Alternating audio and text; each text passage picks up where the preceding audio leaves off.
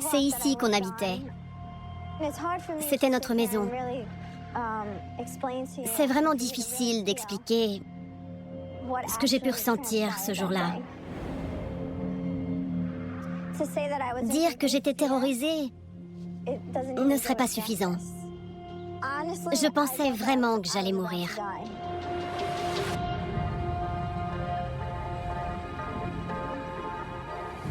In a shootout tonight in Brooklyn, Gregory Scarpa Sr. was shot in the face, right up the block from his Dyker Heights home. J'ai eu droit à une fête incroyable pour mes 16 ans. On voit sur la vidéo à quel point il m'aimait. According to police, Scarpa has been under house arrest, and he hadn't left his home in several months. Quand je le regarde là-dessus, je n'arrive pas à concevoir ce qu'il a fait. J'ai du mal à croire que ce soit la même personne. C'est compliqué pour moi d'accepter ça. Quand mon père avait décidé de tuer quelqu'un, il allait jusqu'au bout.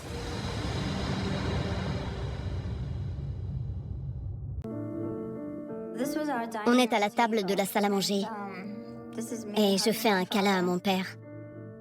J'adorais le prendre dans mes bras. Sur toutes les photos où on apparaît tous les deux, ce n'est pas ma mère qui enlace mon père, mais c'est moi. Je me sentais bien dans ses bras. Je me sentais en sécurité. Je me souviens encore de ces moments où j'avais le sentiment d'être aimée et rassurée. De ce point de vue-là, il était comme tous les autres pères. Mais il avait cette rage en lui. Je le surnommais Hulk.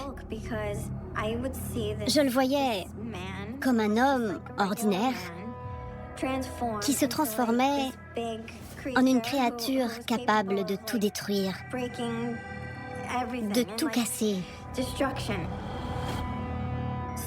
Ce qu'il a fait, j'ai encore du mal à y croire. Quand j'en parle et que je le dis à voix haute, je n'en reviens toujours pas. C'est terrible. Je n'arrive pas à m'y faire.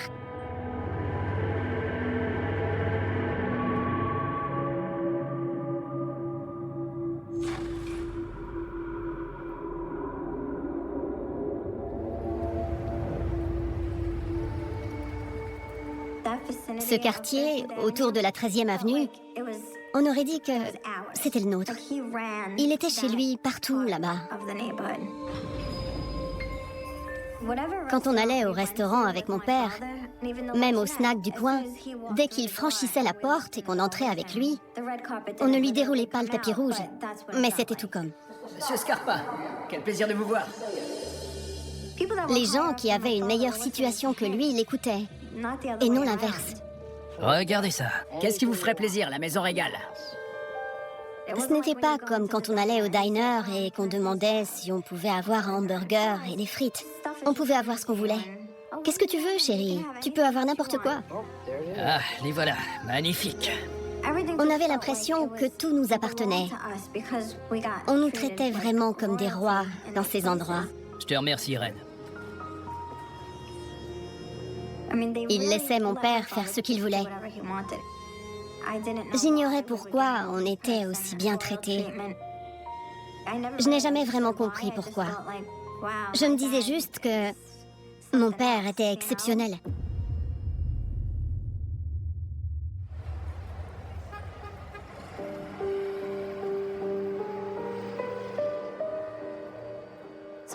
Là, on est devant le country club des peureux. Je ne sais pas pourquoi il porte ce nom. Il n'y avait jamais de peureux à l'intérieur. Quand on passait devant, les amis de mon père venaient toujours nous embrasser. Tout le monde était adorable avec nous. Vraiment chaleureux. Cette photo de mon père a été prise ici, devant le club. Elle a été prise par une caméra de surveillance. Il était surveillé à cette époque. Il n'a pas l'air content. J'aime beaucoup cette photo, même si c'est une image de vidéosurveillance, parce que ça me rappelle les fois où, quand j'étais petite, je passais par là et que je le voyais dehors. Je ne comprenais pas tout ce qui se passait quand j'étais enfant. Mais mon père avait clairement une personnalité à part.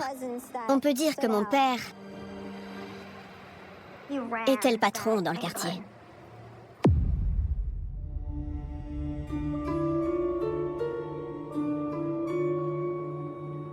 Un matin, je me suis réveillée. J'ai dévalé les escaliers. Et j'ai découvert la table de la salle à manger, recouverte de bout en bout, recouverte de bijoux. Il y en avait plein. J'ai demandé ce qui se passait. Et il m'a répondu que le Père Noël était passé en avance. J'ai dit, le Père Noël? Je touchais à tout. J'essayais les bijoux. Il y avait des diamants, des rubis. Il y avait de tout. Et moi, je les essayais, je jouais avec.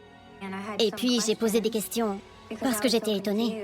Qu'est-ce que c'est? Tu ne devrais pas être au lit, toi? Mais c'est quoi? Tout ça? Oui. Ça, ce sont mes gains.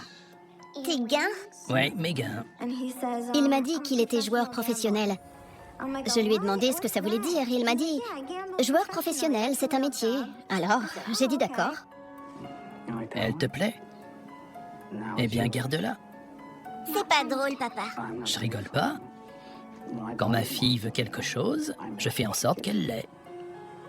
Merci, papa.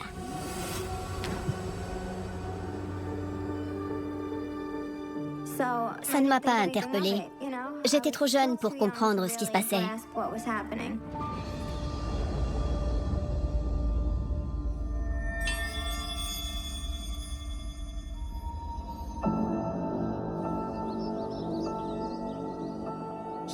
Il était clairement différent des parents de mes copines. Joey, qu'est-ce qui t'est arrivé? Billy m'a poussé contre le grillage et il m'a dit de quitter le terrain. J'en ai vraiment marre. Il m'embête tout le temps. Je ne sais plus quel âge on avait, mais mon frère s'était disputé avec un garçon du voisinage. Hé, qu'est-ce que tu viens de dire? Les enfants le chahutaient.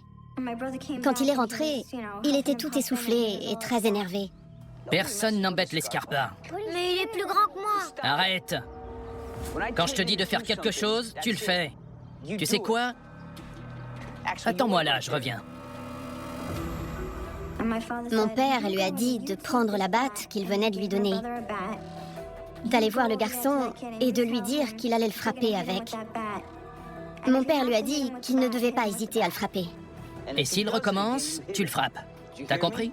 Oui. Alors mon frère est retourné là-bas avec la batte en pensant que c'était la chose à faire.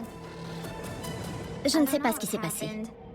Tout ce que je sais, c'est que la première fois qu'on a eu un problème avec un enfant, on nous a dit d'aller le frapper à coups de batte.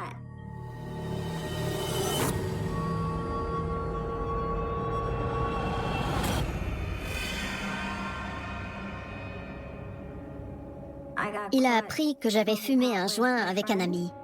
Hé, Linda, tu descends! Qu'est-ce qu'il y a, papa? Je n'en revenais pas du passage à tabac qu'il avait subi. Je ne sais pas comment il a survécu.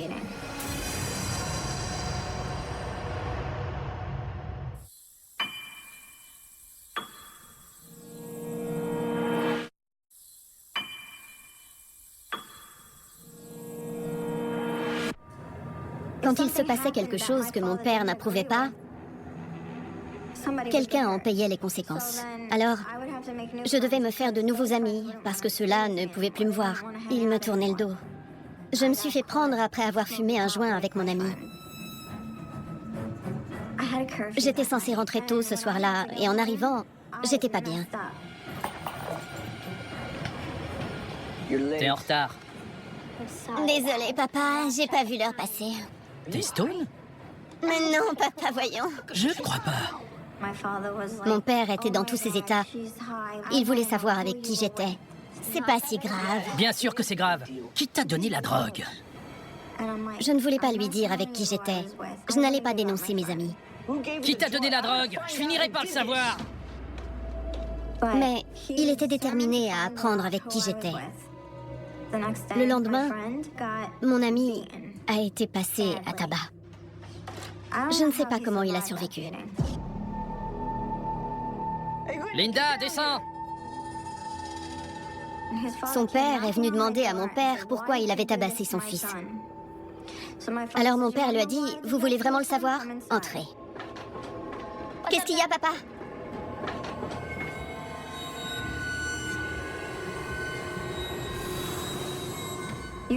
Tu donnes de la drogue à ma fille, tu te fais tabasser violemment. Et si tu le refais, ce sera ça à chaque fois! Je n'en revenais pas. Et mon père m'a dit, voilà ce qui arrive quand tu te drogues. La prochaine fois, tu réfléchiras à 2 fois. J'ai regardé mon ami et ses yeux étaient pleins de haine. Ça m'a brisé le cœur. J'ai compris que je venais de perdre mon meilleur ami et qu'il ne m'adresserait plus jamais la parole. Je suis désolé. On va y aller. J'étais juste une ado. Je voulais m'amuser.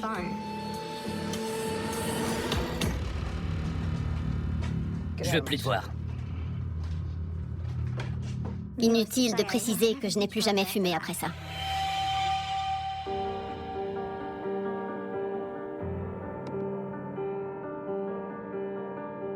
J'ai eu droit à une fête incroyable pour mes 16 ans. Mes parents ont tout organisé. On aurait dit un mariage. Beaucoup des amis de mon père étaient présents avec leurs épouses et leurs enfants. Ils portaient tous des survêtements de marque ou alors des costumes et de nombreux bijoux. Ils s'étaient tous mis sur leur 31. Mais parmi les gens que j'avais invités, 2 tables complètes sont restées vides. Ils avaient dit qu'ils viendraient, mais ils ne sont pas venus. J'ai demandé à mon père si c'était ma faute, si c'était parce que j'étais moche que personne ne voulait me parler. Il m'a répondu, « Mais tu n'as toujours pas compris? » « Mais non, tu ne sais toujours pas qui est ton père. C'est pour ça qu'il ne te parle pas. Tu n'es pas moche, tu es magnifique, ce n'est pas le problème. » Ils avaient peur de mon père. Mais moi, je n'en étais pas consciente à l'époque.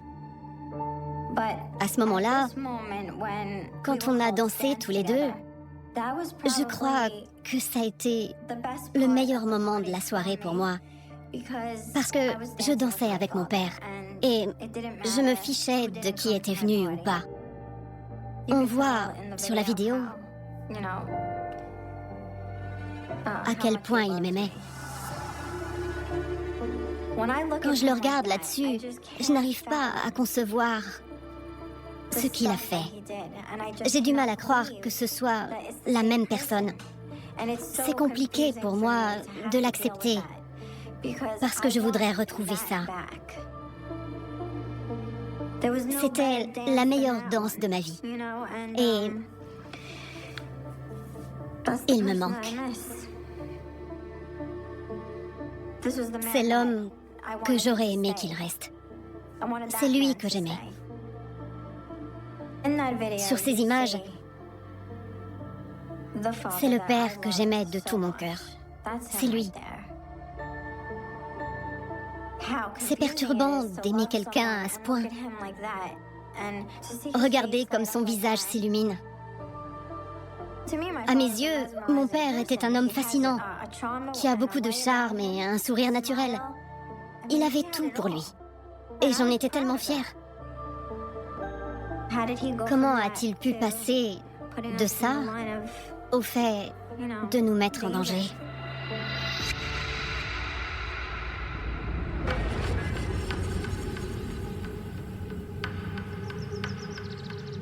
Un chauffeur venait nous chercher pour nous emmener à l'école tous les matins.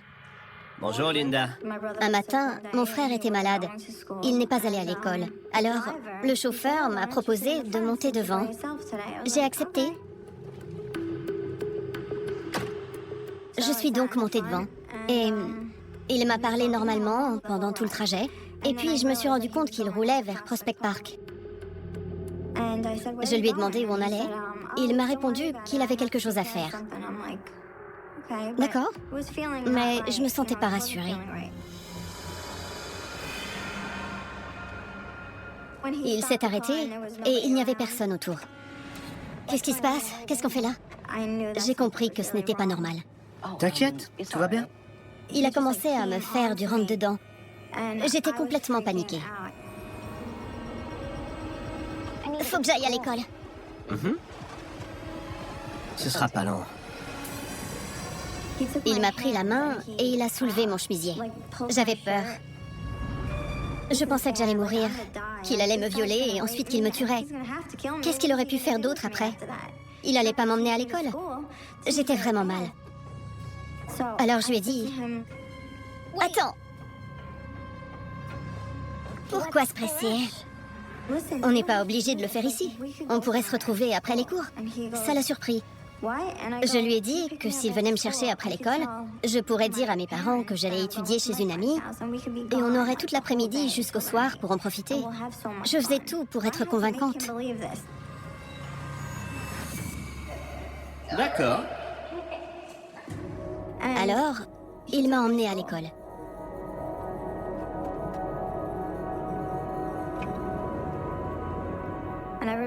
J'ai appelé ma mère en panique et je lui ai dit de venir me chercher de toute urgence. Quand elle est arrivée, elle m'a demandé ce qui n'allait pas. Alors je lui ai raconté. Elle s'est mise à pleurer. Elle était en colère et elle est devenue livide.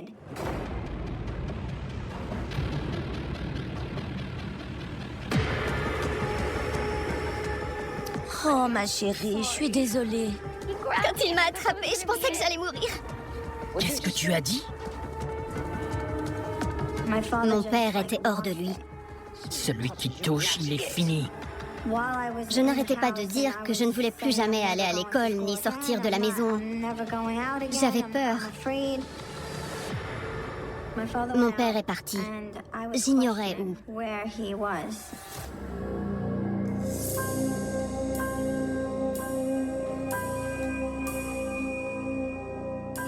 Quand il est revenu, il m'a dit que je n'aurais plus à avoir peur de lui. Chérie, Oui, tu n'as plus aucune raison d'avoir peur. je lui ai demandé ce qu'il voulait dire par là. Comment ça? Il ne reviendra pas.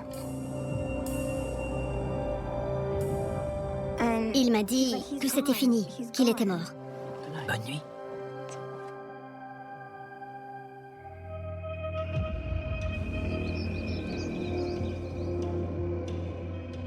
C'était dans le journal le lendemain. Je ne voulais pas qu'il meure. Je n'étais pas à l'aise avec cette idée, mais on m'avait toujours dit de ne pas appeler la police. Je pensais que les policiers étaient méchants. C'est ce qu'on m'avait enseigné, de ne jamais impliquer la police.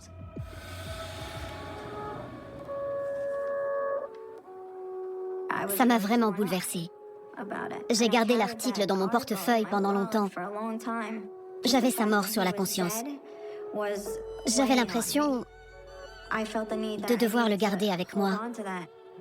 Personne ne savait que je l'avais. De temps en temps, je le relisais. Et puis un jour, j'ai perdu mon portefeuille et l'article avec. J'ai dû m'en détacher.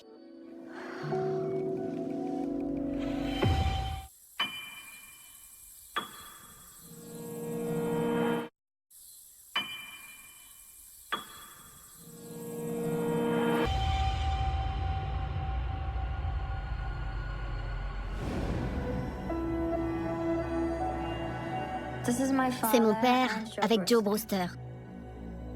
Ça faisait longtemps que je n'avais pas vu de photos de Joe. C'était un type super. Mon père et Joe étaient très proches. Ils avaient des liens très forts. C'était comme mon oncle. Il faisait partie de la famille. Il était très gentil et très attentionné avec nous.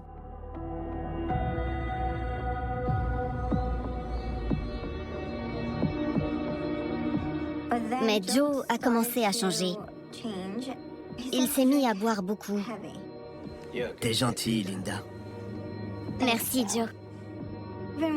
L'une des dernières fois que je l'ai vu, il était ivre.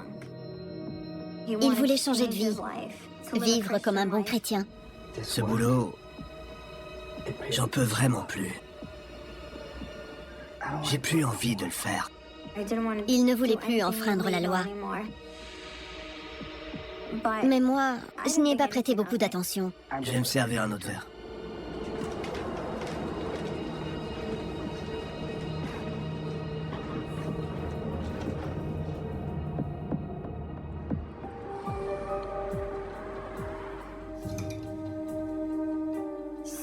Joe Brewster venait souvent à la maison.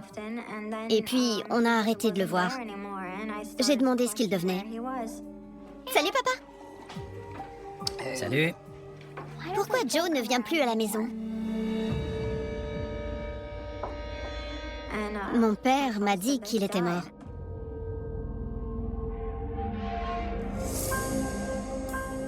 Je n'en revenais pas. Je lui ai demandé de quoi il était mort. Et il n'a pas été clair dans sa réponse. Il est resté très évasif. J'ai été très attristée de sa disparition. Je me souviens m'être demandé, est-ce que c'est mon père qui a tué Joe? Mais non, il n'aurait pas pu faire ça. Joe faisait partie de la famille.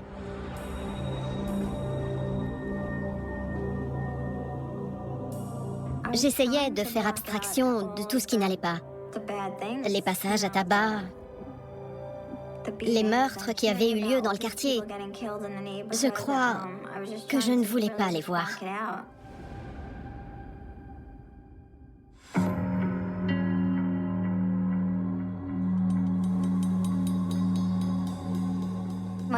Mon premier souvenir de Lynn de Vecchio, c'était au téléphone.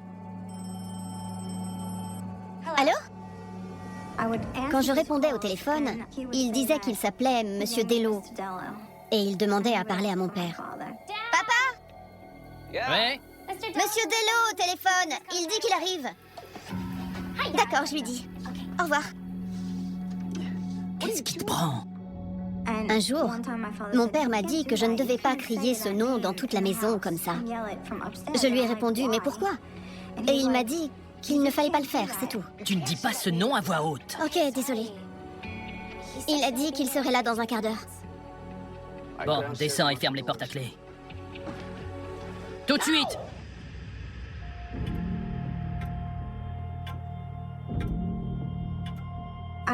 Je me souviens d'un jour férié où Monsieur Dello est venu à la maison.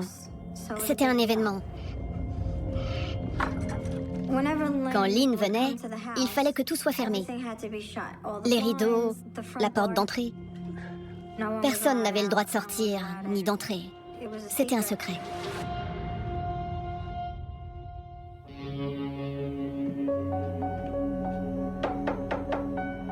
Il me disait d'aller à l'étage.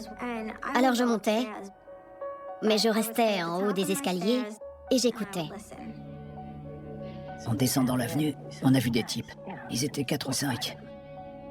Je savais pas quoi leur dire. C'était ceux dont tu m'avais parlé. Ce n'était rien d'exceptionnel pour moi. Et les types de la semaine dernière? Et il en est plus question. Mais je savais que c'était top secret.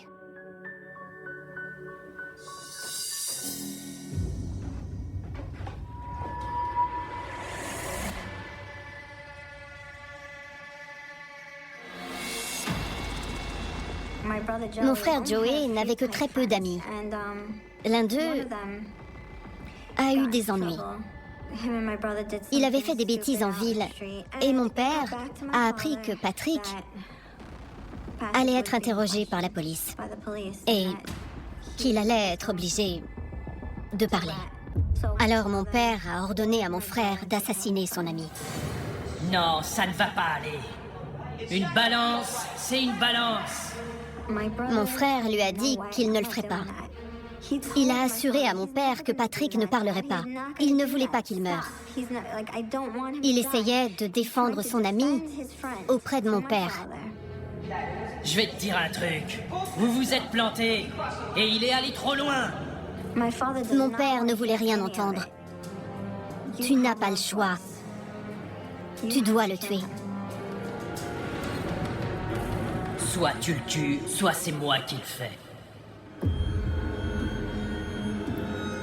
Quand mon père avait décidé de tuer quelqu'un, il allait jusqu'au bout. Regarde-moi. Est-ce que tu m'as bien compris? On détestait ça chez lui. Mon père l'a fait assassiner. Et il a forcé mon frère à regarder. Je n'oublierai jamais ce jour. Mon frère était dévasté. Il pleurait dans sa chambre. Et je l'ai vu souffrir pour quelque chose qu'il n'avait jamais voulu. Voir son ami se faire tuer sous ses yeux. Et abandonné dans la rue. C'est Patrick Porco. Ils ont abandonné son corps sans la moindre considération. Ils l'ont laissé dans la rue. J'imagine ce qu'il a dû endurer. Mais ça n'avait rien d'exceptionnel à cette époque-là. Des corps étaient régulièrement retrouvés dans la rue. Ça arrivait tout le temps.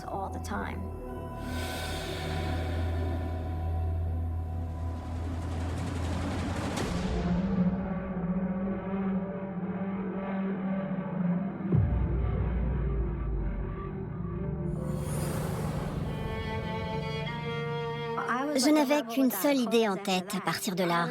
Je voulais quitter la maison. Et puis, j'ai rencontré quelqu'un. On est sortis ensemble pendant 1 an avant de se marier. Je n'étais pas vraiment amoureuse de lui, mais j'étais déjà enceinte de 4 ou 5 mois. Moi, je suis enceinte, et toi, tu sors comme si t'étais encore au lycée. C'est pas vrai. On avait une relation très explosive. On ne s'entendait pas très bien, et c'était de pire en pire. Je sors une fois avec mes copains et tu me fais tout un cinéma. Tu ferais bien de prendre ça au sérieux. Ne me traite pas comme un enfant. Alors comporte-toi comme un adulte. Ça suffit, je me casse. Tu vas bien?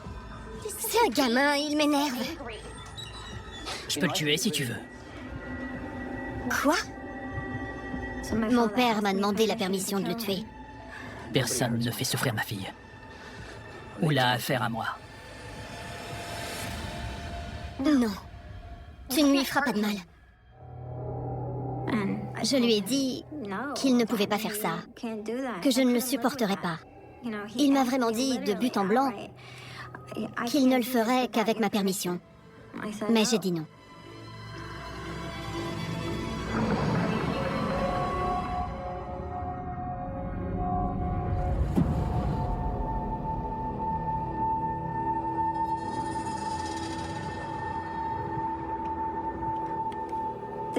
Ce jour-là, je suis partie en même temps que mon père. Et j'ai entendu des bruits de pétards. J'ai levé la tête et j'ai vu des hommes tout autour de la voiture de mon père. Ils étaient vêtus de noir, ils portaient une cagoule et ils étaient armés. Ils lui tiraient dessus. J'ai cru que j'allais mourir. Je ne comprenais pas ce qui se passait. Mon père a réussi à s'enfuir. Et moi, j'étais toujours là, face à ces hommes. J'avais tellement peur. L'un d'entre eux est venu vers moi en courant. Je me suis baissée, et quand j'ai levé la tête pour le regarder, j'ai vu ses yeux qui me fixaient. À ce moment-là, je pensais qu'ils allaient me tuer. Tout s'est passé très vite. Et en même temps, ça m'a semblé une éternité. Et puis, il est parti. Ils m'ont laissé là.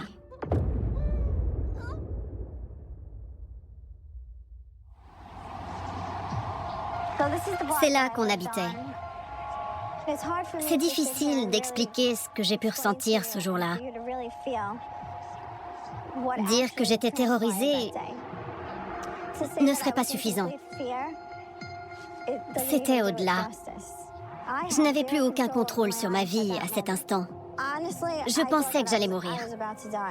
C'est là que j'ai commencé à avoir des crises d'angoisse.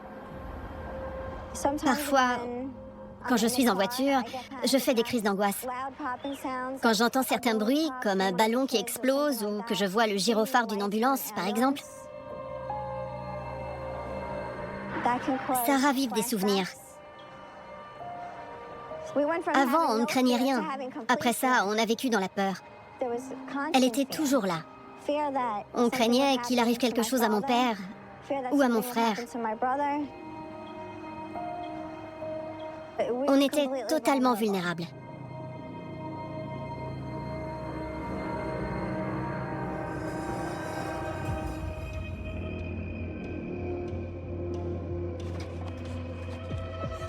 Ma mère s'est précipitée vers la porte et m'a demandé ce qui s'était passé. Je lui ai dit, ils ont voulu tuer papa, je crois qu'il est mort, j'en sais rien. J'étais sous le choc. Et l'instant d'après, mon père a passé la porte. Il ne savait pas si j'étais vivante. Il était à fleur de peau. Il a éclaté en sanglots.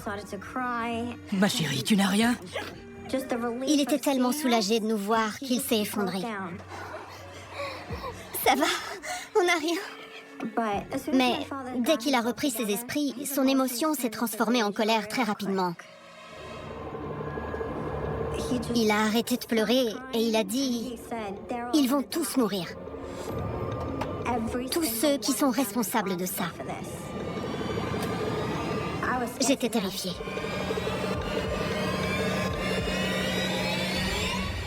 Il allait avoir sa revanche.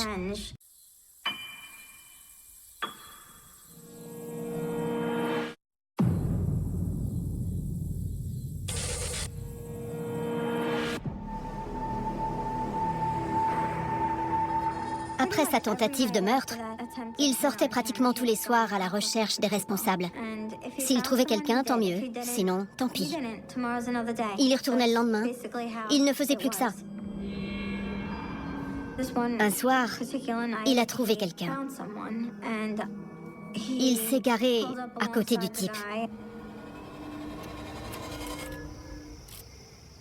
Et il lui a tiré dans la tête.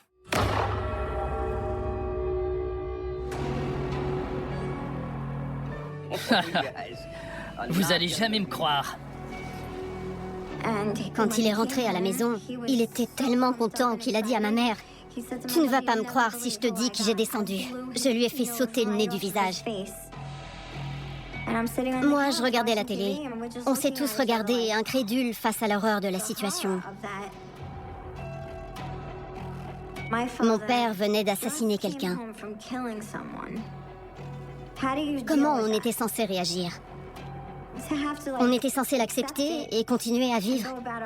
C'était inconcevable. Pourtant, il le fallait.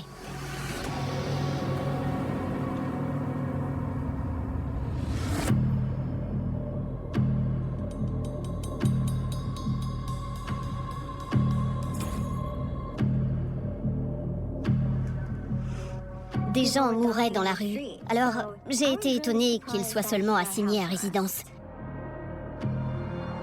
C'est comme ça que j'ai appris que Lynn DeVecchio était un agent du FBI.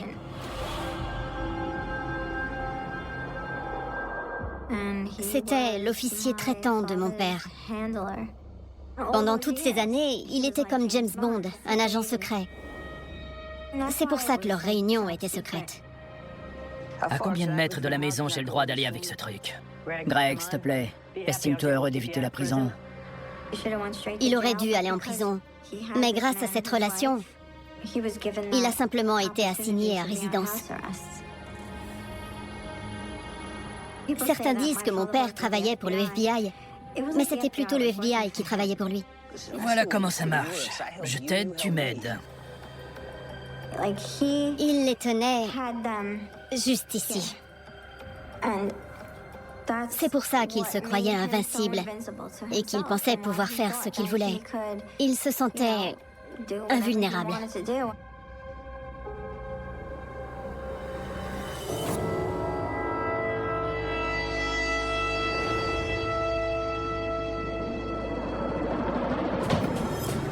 Salut, Joey. Mon frère est rentré. Il venait de se disputer avec des types dans la rue et il l'avait menacé avec une arme. Mon père ne l'a pas supporté. Attends, qu'est-ce que tu fais? Comment ça, qu'est-ce que je fais? On va aller leur donner une bonne leçon. Personne ne traite un scarpa comme ça. Il n'y avait pas moyen de l'arrêter. Ils avaient menacé son fils. Ils allaient le payer. Allez, on y va. Papa, tu risques d'aller en prison. Ce sera pas long. Il a quitté la maison sans se soucier du bracelet électronique. Papa, tu peux pas partir!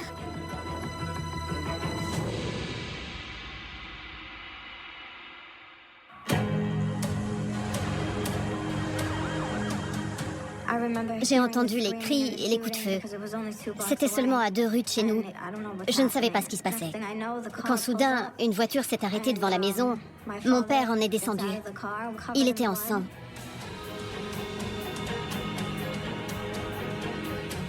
Il titubait. Il avait la main sur le visage. Je suis allée le rejoindre. Il m'a dit de ne pas le toucher.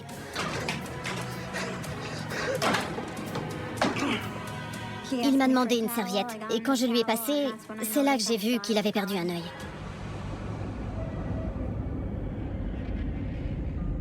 Il avait reçu une balle dans l'œil. J'étais en panique. Mais papa, qu'est-ce qui s'est passé? Il faut appeler une ambulance. Mais il m'a dit qu'il ne voulait pas d'ambulance. Réponds! Allô? Le téléphone a sonné. Son bracelet électronique s'était déclenché.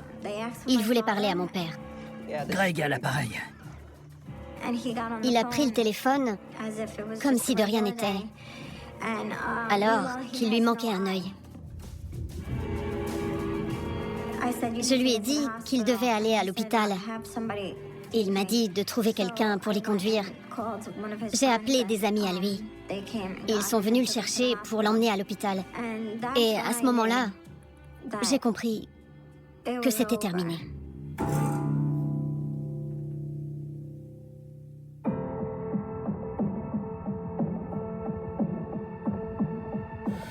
Cops say there's been an ongoing feud within the reputed Colombo mob family, and believe the alleged Colombo capo was the target. C'était un mafieux. Je savais plein de choses sur lui. Mais il me manquait ce mot, mafieux. J'ai été étonnée d'apprendre que c'était un gangster. Je savais qu'il était dangereux, mais je n'aurais jamais imaginé ça. On était au cœur d'une énorme guerre au sein de la famille Colombo. In a shootout tonight in Brooklyn, Gregory Scarpa Sr. was shot in the face, right up the block from his Diker Heights home. Investigators are now trying to figure out if this was part of the feud. Il y avait des tensions entre les 2 clans de la famille. Des amis s'entretuaient.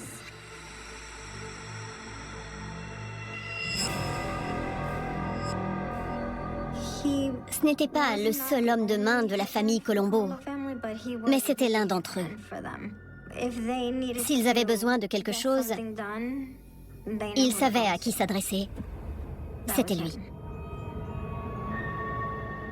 Il était surnommé la faucheuse ou la machine à tuer.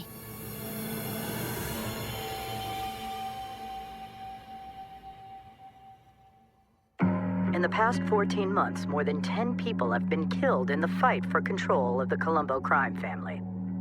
J'ignore combien de personnes il a tuées, mais j'ai entendu dire qu'il avait arrêté de compter à partir de 50. On entend parler de la mafia dans les journaux. Il y a des noms qui circulent, mais je ne pensais pas que mon père était ce genre de personne. Je savais qu'il n'était pas comme tout le monde, comme tous les pères. Je savais qu'il était fort, impressionnant, et que c'était un dur. Pour que les gens le surnomment la faucheuse, ils devaient penser que c'était quelqu'un de profondément cruel et violent. Je ne connais pas d'autres mafieux qui portaient ce genre de surnom. En général, on les surnomme le menton parce qu'ils ont un grand menton. Je n'avais jamais entendu un tel surnom. Scarpa is due to face federal racketeering charges if he survives his gunshot wound. C'est très perturbant d'aimer quelqu'un qui est capable de tuer. On a envie que cet amour soit inconditionnel. Et j'aimais mon père d'un amour inconditionnel. Mais je ne voulais pas admettre qu'il soit capable d'une chose pareille.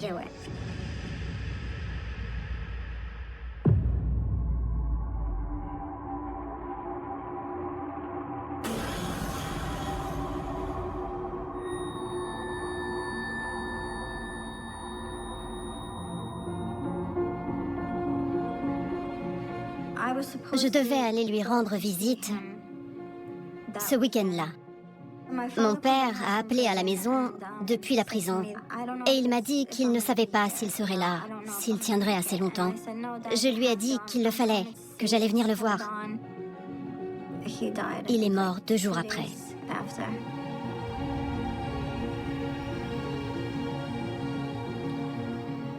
Attendez. J'ai besoin d'un moment. Excusez-moi.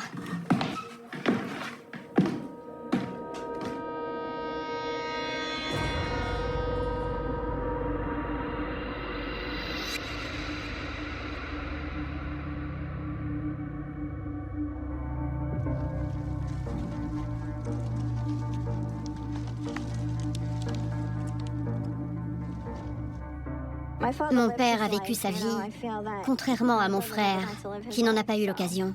Si l'un d'eux pouvait revenir, j'aimerais que ce soit mon frère. Cette tombe était censée être pour mes parents, mais je vois le nom de mon père à côté de celui de mon frère. Ce n'est pas dans l'ordre des choses. De temps en temps, quand ça ne va pas, j'en veux à mon père. Je lui en veux pour tout ce qui ne tourne pas rond.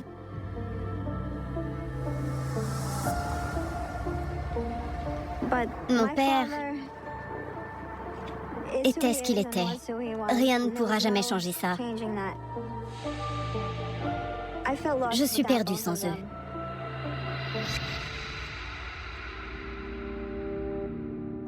Si je me sens aussi perdue, c'est parce que je n'ai pas pu leur dire au revoir. Tout a été très vite. Et quand on n'a pas l'occasion de faire ses adieux à quelqu'un qu'on aime, c'est difficile de faire son deuil. Quand mon père est mort et que ma mère a vendu notre maison de la 82e rue, je l'ai supplié de ne pas le faire. Pourtant, on avait beaucoup de mauvais souvenirs dans cette maison, mais je ne voulais pas qu'elle la vende. Ça avait toujours été chez moi, et tout à coup, ça ne l'était plus. Ça a fait un vide. Quand j'étais dans cette maison, ça sentait toujours la nourriture. Mon père était là pour m'accueillir. On a vécu de bons moments. Et j'ai l'impression que tout ça a disparu.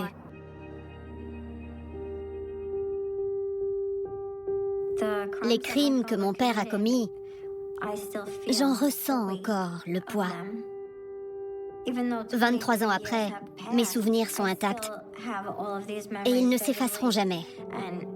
Je ne vais pas me réveiller un matin en ayant tout oublié. Ils ne me quitteront jamais. Je ne pourrai jamais m'en libérer. Je dois essayer d'aller de l'avant, mais ce sera compliqué, jusqu'à la fin de mes jours.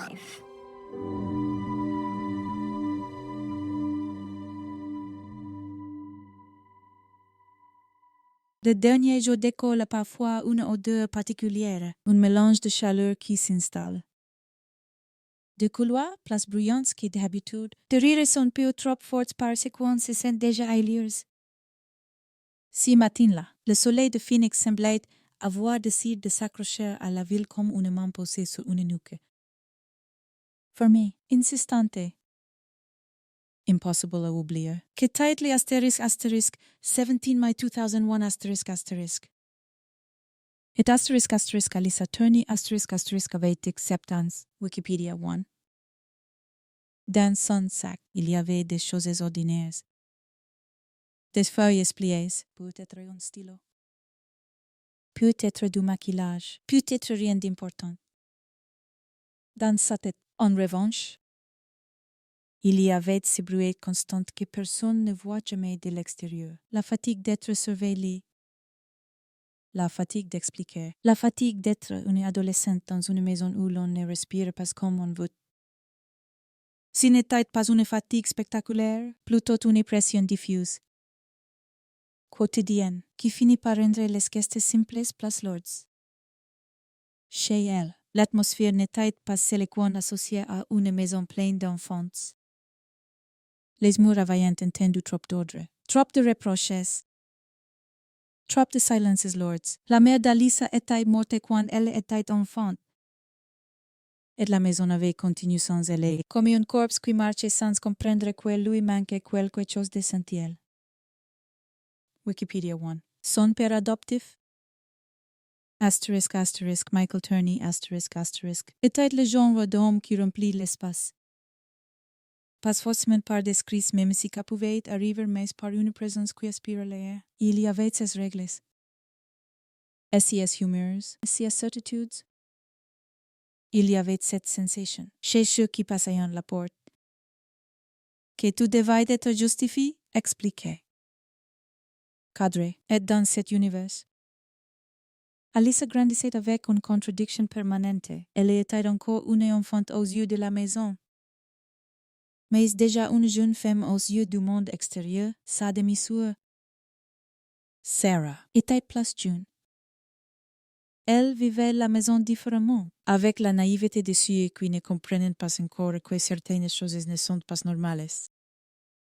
Si jour-là, Sarah ne savait pas que sa vie allait se scinder en deux. Avant et après, elle ne savait pas qu'une absence peut devenir un décor permanent. Un bruit de fond qui ne s'éteint jamais, la matinée commence comme tant d'autres. Un trajet, une routine. Une journée qui devait se terminer sur la sensation légère de l'été qui arrive. D'après la version de Michael, il dépose Alice au lycée, puis la récupéra plus tard à la mi-journée. Wikipédia 1. C'est là que les détails deviennent dangereux, parce qu'ils sont à la fois banals et décisifs. Michael racontera qu'il se serait en dispute. Qu'Alice aurait quitté la voiture, furieuse. Et serait partie, une scène presque classique. Un adulte qui se sent défié, un adolescent qui se débat pour exister. Wikipédia. Mais dans une affaire comme celle-ci, la banalité est une illusion. Chaque dispute devient un possible point de rupture. Chaque minute devient une porte qui se ferme. Si qui est certain, c'est que ce jour-là, Alice ne reviendra pas comme prévu, et quand une adolescente disparaît. Le monde commence par se protéger avec des explications simples. Elle a fugue. Elle a voulu prendre l'air. Elle reviendra. Elle se calmera. Ce sont des phrases qui permettent de tenir quelques heures sans paniquer. Elles offrent à l'entourage une forme de répit, et parfois, si répit est fatal, dans l'après-midi, l'inquiétude s'installe progressivement, comme une ombre qui s'allonge sans qu'on puisse l'arrêter. Les appels restants sans réponse, les minutes devenant lourdes. La maison, d'ordinaire contrôlée, commence à vibrer d'un désordre inhabituel. En church, on s'énervait, on ouvrait des portes, on refermait des tiroirs sans savoir ce qu'on espérait y trouver, puis il y eut la chambre. C'est souvent là, dans ces espaces minuscules, qu'on trouve les choses les plus terribles, pas parce qu'elles sont violentes, mais parce qu'elles sont intimes, un lit de fête. Un vêtement pose trop vite, une brosse à cheveux, des posters, des traces de personnalité. La chambre d'un adolescent est un territoire. Le voir soudain comme une scène potentielle, c'est déjà une forme de traumatisme. Michael dira qu'un mot avait été laissé. Une note où Alice expliquerait qu'elle partait, qu'elle fuguait, qu'elle allait en Californie. Wikipédia 1, une note. C'est une chose curieuse. C'est une petite passerelle entre celui qui part et ceux qui restent. Mais c'est aussi une arme à double tranchant. Elle peut éclairer. You au contraire brûler. Elle peut être authentique. You construit. Elle peut être un cri de liberté. Ou un rideau tiré devant une vérité plus sombre. Et dans cette histoire, cette note allait devenir l'un des pivots les plus empoisonneux, parce qu'une note permet au monde de respirer. Elle rend la disparition compréhensible. Elle la rend logique.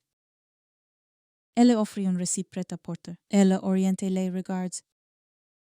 Elle réduit la panique. Mais si le récit est faux, alors s'il n'est fait pas que trompe, il détourne. Ce jour-là, une disparition s'est mise à prendre la forme la plus insupportable. Celle donne vie sans explication. Les proches chercheront à reconstituer les dernières heures. Où avait-elle été vue? Avec qui? À quel moment? Les souvenirs se contredisent toujours. Parce que le cerveau s'accroche à ce qu'il peut. Parce que chacun veut être utile. Parce que chacun veut croire qu'il tient un fil. Et dans si brouhaha. Il y avait un silence plus lourd, celui d'Alyssa elle-même. Son absence n'était pas seulement physique, elle était comme une coupure nette. Comme si quelqu'un avait éteint une présence d'un guest. La police fut contactée. Un rapport de disparition fut fait le jour même, mais au départ, l'affaire ne fut pas traitée comme une urgence criminelle. L'hypothèse de la fugue domina. Wikipédia 1. C'est l'un des aspects les plus claquants des disparitions d'adolescents. Le monde. Parfois, accepter trop vite l'idée qu'elles ont choisi de partir. Comme si l'âge autorisait l'effacement. Comme si d'acceptance signifiait déjà. Elle s'en sortira. Cette première décision, celle de ne pas suspecter, immédiatement un danger majeur a une conséquence invisible. Elle ralentit tout. Elle laisse le temps à la poussière de se déposer sur les traces. Elle laisse les heures cruciales se dissoudre. Elle transforme l'urgence en attente. Pendant ces temps, la maison continuait de respirer, mais d'une manière différente. Chaque objet semblait chargé d'une tension nouvelle. Le téléphone posé sur une table devenait une menace. Il ne sonnait pas. Les fenêtres devenaient des écrans. On regardait dehors comme si le monde devait rendre chez qui la prise. Les portes claquaient, l'espace dans le couloir. Tout prenait une intensité disproportionnée. Sarah. Elle observait. Elle n'avait pas les mots. Elle n'avait pas la structure mentale pour comprendre que certains adultes mentent. Que certaines histoires se fabriquent. Elle voyait seulement une grande sœur qui n'était plus là. Et des adultes qui parlaient d'elle comme d'une personne déjà lointaine. Alice avait un travail. Un petit quotidien de jeune fille qui commence à s'émanciper. Elle travaillait dans un fast-food. Elle avait une vie en dehors des murs de la maison. Wikipédia, one sees details la comprennent. Parce qu'ils sont incompatibles avec l'idée d'une disparition totale et volontaire. Une fugue complète. Une disparition sans contact, sans trace durable. Qui ne ressemblait pas à une simple crise d'adolescence, qui ressemble à autre chose. Mais pour le comprendre, il faut accepter d'ouvrir des questions inconfortables. Et les questions inconfortables sont une particularité. Elles cherchent toujours un point d'appui. Elles cherchent un responsable, un contexte, une logique dans cette histoire. Le contexte était déjà là, posé comme un décor. Un foyer tendu, un père adoptif omniprésent. Une adolescente à l'âge exact où le contrôle et la liberté se battent le plus violemment. La soirée du 17 mai s'étira. Et avec elle, une sensation pire que la peur. L'impuissance. Quand un enfant disparaît. La famille fait naturellement ce que font tous les humains. Elle cherche du sens dans le chaos. Elle se raconte des scénarios. Elle imagine que la porte va s'ouvrir. Elle s'accroche à l'idée qu'il y a un android où Alyssa attend. Qu'elle va téléphoner. Qu'elle va rentrer. Qu'elle va rire. Qu'elle va dire que c'était rien. Mais à mesure que la heure avance, ces scénarios deviennent moins crédibles. Et quand les scénarios murent, il ne reste que la réalité brute, une chambre vide. Une chaise qui ne grince pas. Une place à table qui reste intacte. C'est à ce moment-là que les histoires commencent à se déformer, parce que lorsque la peur devient trop grande. Certains cherchent à la contrôler par le récit. C'est la chose la plus puissante au monde. Il peut te protéger. You écrase, il peut te sauver. You masque une disparition. Si on ne la comprend pas, peut détruire une famille entière de l'intérieur. Alors on choisit parfois l'explication la moins insupportable. La fugue. La Californie. La crise. Et pourtant, même dans cette version, quelque chose résistait. Pourquoi partir le dernier jour d'école? Comme écaille, sans quoi aucun ami ne le sache. Pourquoi disparaître sans trace durable? Pourquoi ne pas contacter au moins quelqu'un ami? Un petit ami, une ancienne camarade si l'idée était simplement de partir. Cette absence de contact allait devenir, avec le temps, l'un des éléments les plus déchirants de l'affaire, parce qu'elle suggérait non pas son départ, mais une rupture totale. Oxygen 2. Dans les heures qui suivirent, les proches commenceront à scruter les détails. Les détails sont cruels, ils donnent l'impression qu'on avance. Mais ils ne font parfois que nourrir l'obsession. On se demande si quoi Alice apportait. On se demande si elle avait pris de l'argent. On se demande si elle avait un sac. On se demande si elle avait l'air inquiète ces derniers jours. Si elle avait dit quelque chose. Si elle avait laissé un indice. On se demande tout ce qu'on n'a pas demandé avant. Le plus terrible, dans ces instants, c'est que la maison devient un tribunal, pas un tribunal officiel. Non, un tribunal familial. In time, chaque parole prononcée prend un poids de disproportion. Chaque version est comparée. Chaque hesitation devient suspectée. On ne le veut pas, on ne le choisit pas. Qui arrive, parce que la disparition est une violence qui oblige à chercher un sens. Et le sens, souvent, s'accroche à une personne, cette nuit-là.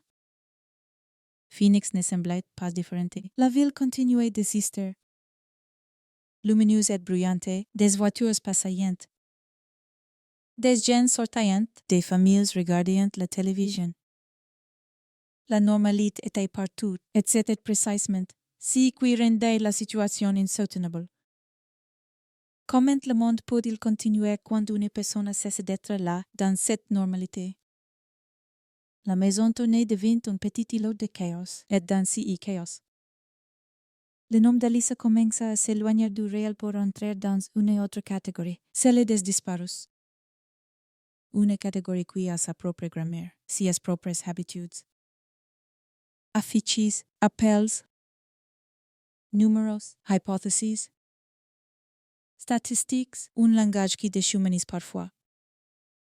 Simplement parce qu'il doit traiter l'horreur, mais au départ, personne ne voulait la voir ainsi. Personne ne voulait cette étiquette. On voulait croire qu'elle était en vie, quelque part, avec un plan, avec un choix. On voulait croire que le monde est logique. C'est là que le récit devient véritablement dangereux. Il y a un moment où l'on comprend que le monde, parfois, ne rend pas si qu'il prend. Le 17 mai se termina sans Alisa. Et quand une journée se termine ainsi, elle ne se termine pas vraiment. Elle se répète, elle se réjouit. Elle se recrée dans les pensées, dans les disputes. Dans les regrets, elle devient une boucle. Le téléphone devient un instrument de torture, chaque appel nous fait monter le cœur dans la gorge. Chaque bruit de voiture devant la maison fait croire à un retour, puis rien. Et au milieu de ces rien, une phrase. Froide et ordinaire, comme un s'installer. Elle a fugue. Cette phrase allait devenir une cage. Une cage pour la famille, une cage pour l'enquête. Une cage pour la vérité. Parce qu'une fois qu'une disparition est classée comme une fugue, elle perd immédiatement en gravité dans l'esprit collectif. Elle devient presque explicable. Presque logique. Et ce qui est explicable n'est pas urgent. Mais l'absence d'Alisa ne ressemblait pas à une simple fugue. Elle ressemblait à un effacement. Et cet effacement, de ces premiers jours, portait déjà en lui une promesse sombre. Celle d'une histoire qui ne se laisserait pas terminer proprement.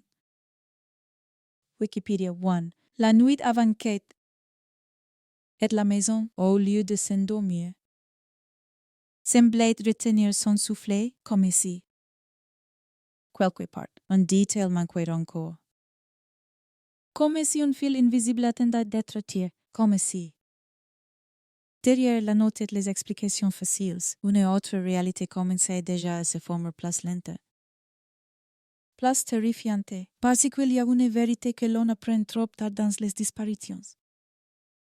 Le premier récit n'est pas toujours le vrai, et quand on accepte trop vite le premier récit, on se révèle un jour en comprenant qu'on a cherché au mauvais endroit. Alice n'était plus là.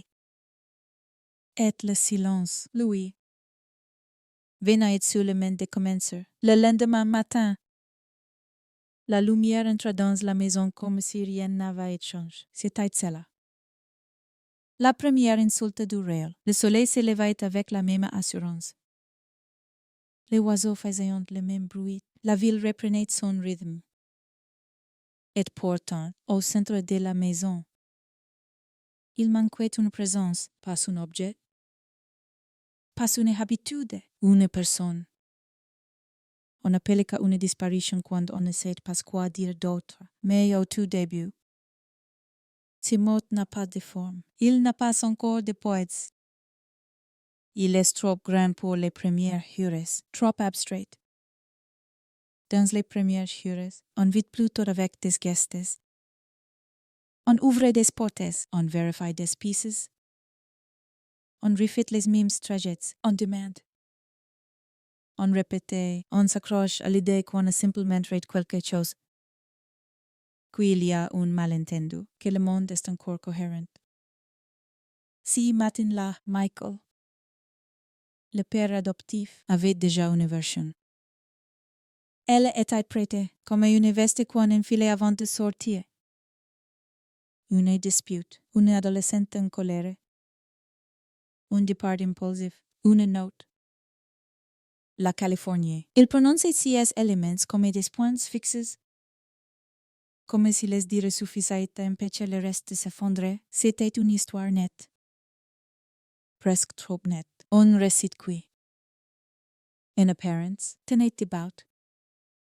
Mais un récit n'est pas une preuve. Un récit. C'est aussi un autre, et dans une maison où l'air semble parfois appartenir à celui qui parle le plus fort. Le récit devient une forme de contrôle. Sarah, elle ne savait pas encore que le contrôle peut survivre à l'absence. Elle croyait que quand quelqu'un disparaît, tout s'arrête. Que les adultes deviennent soudain transparents, vulnerables.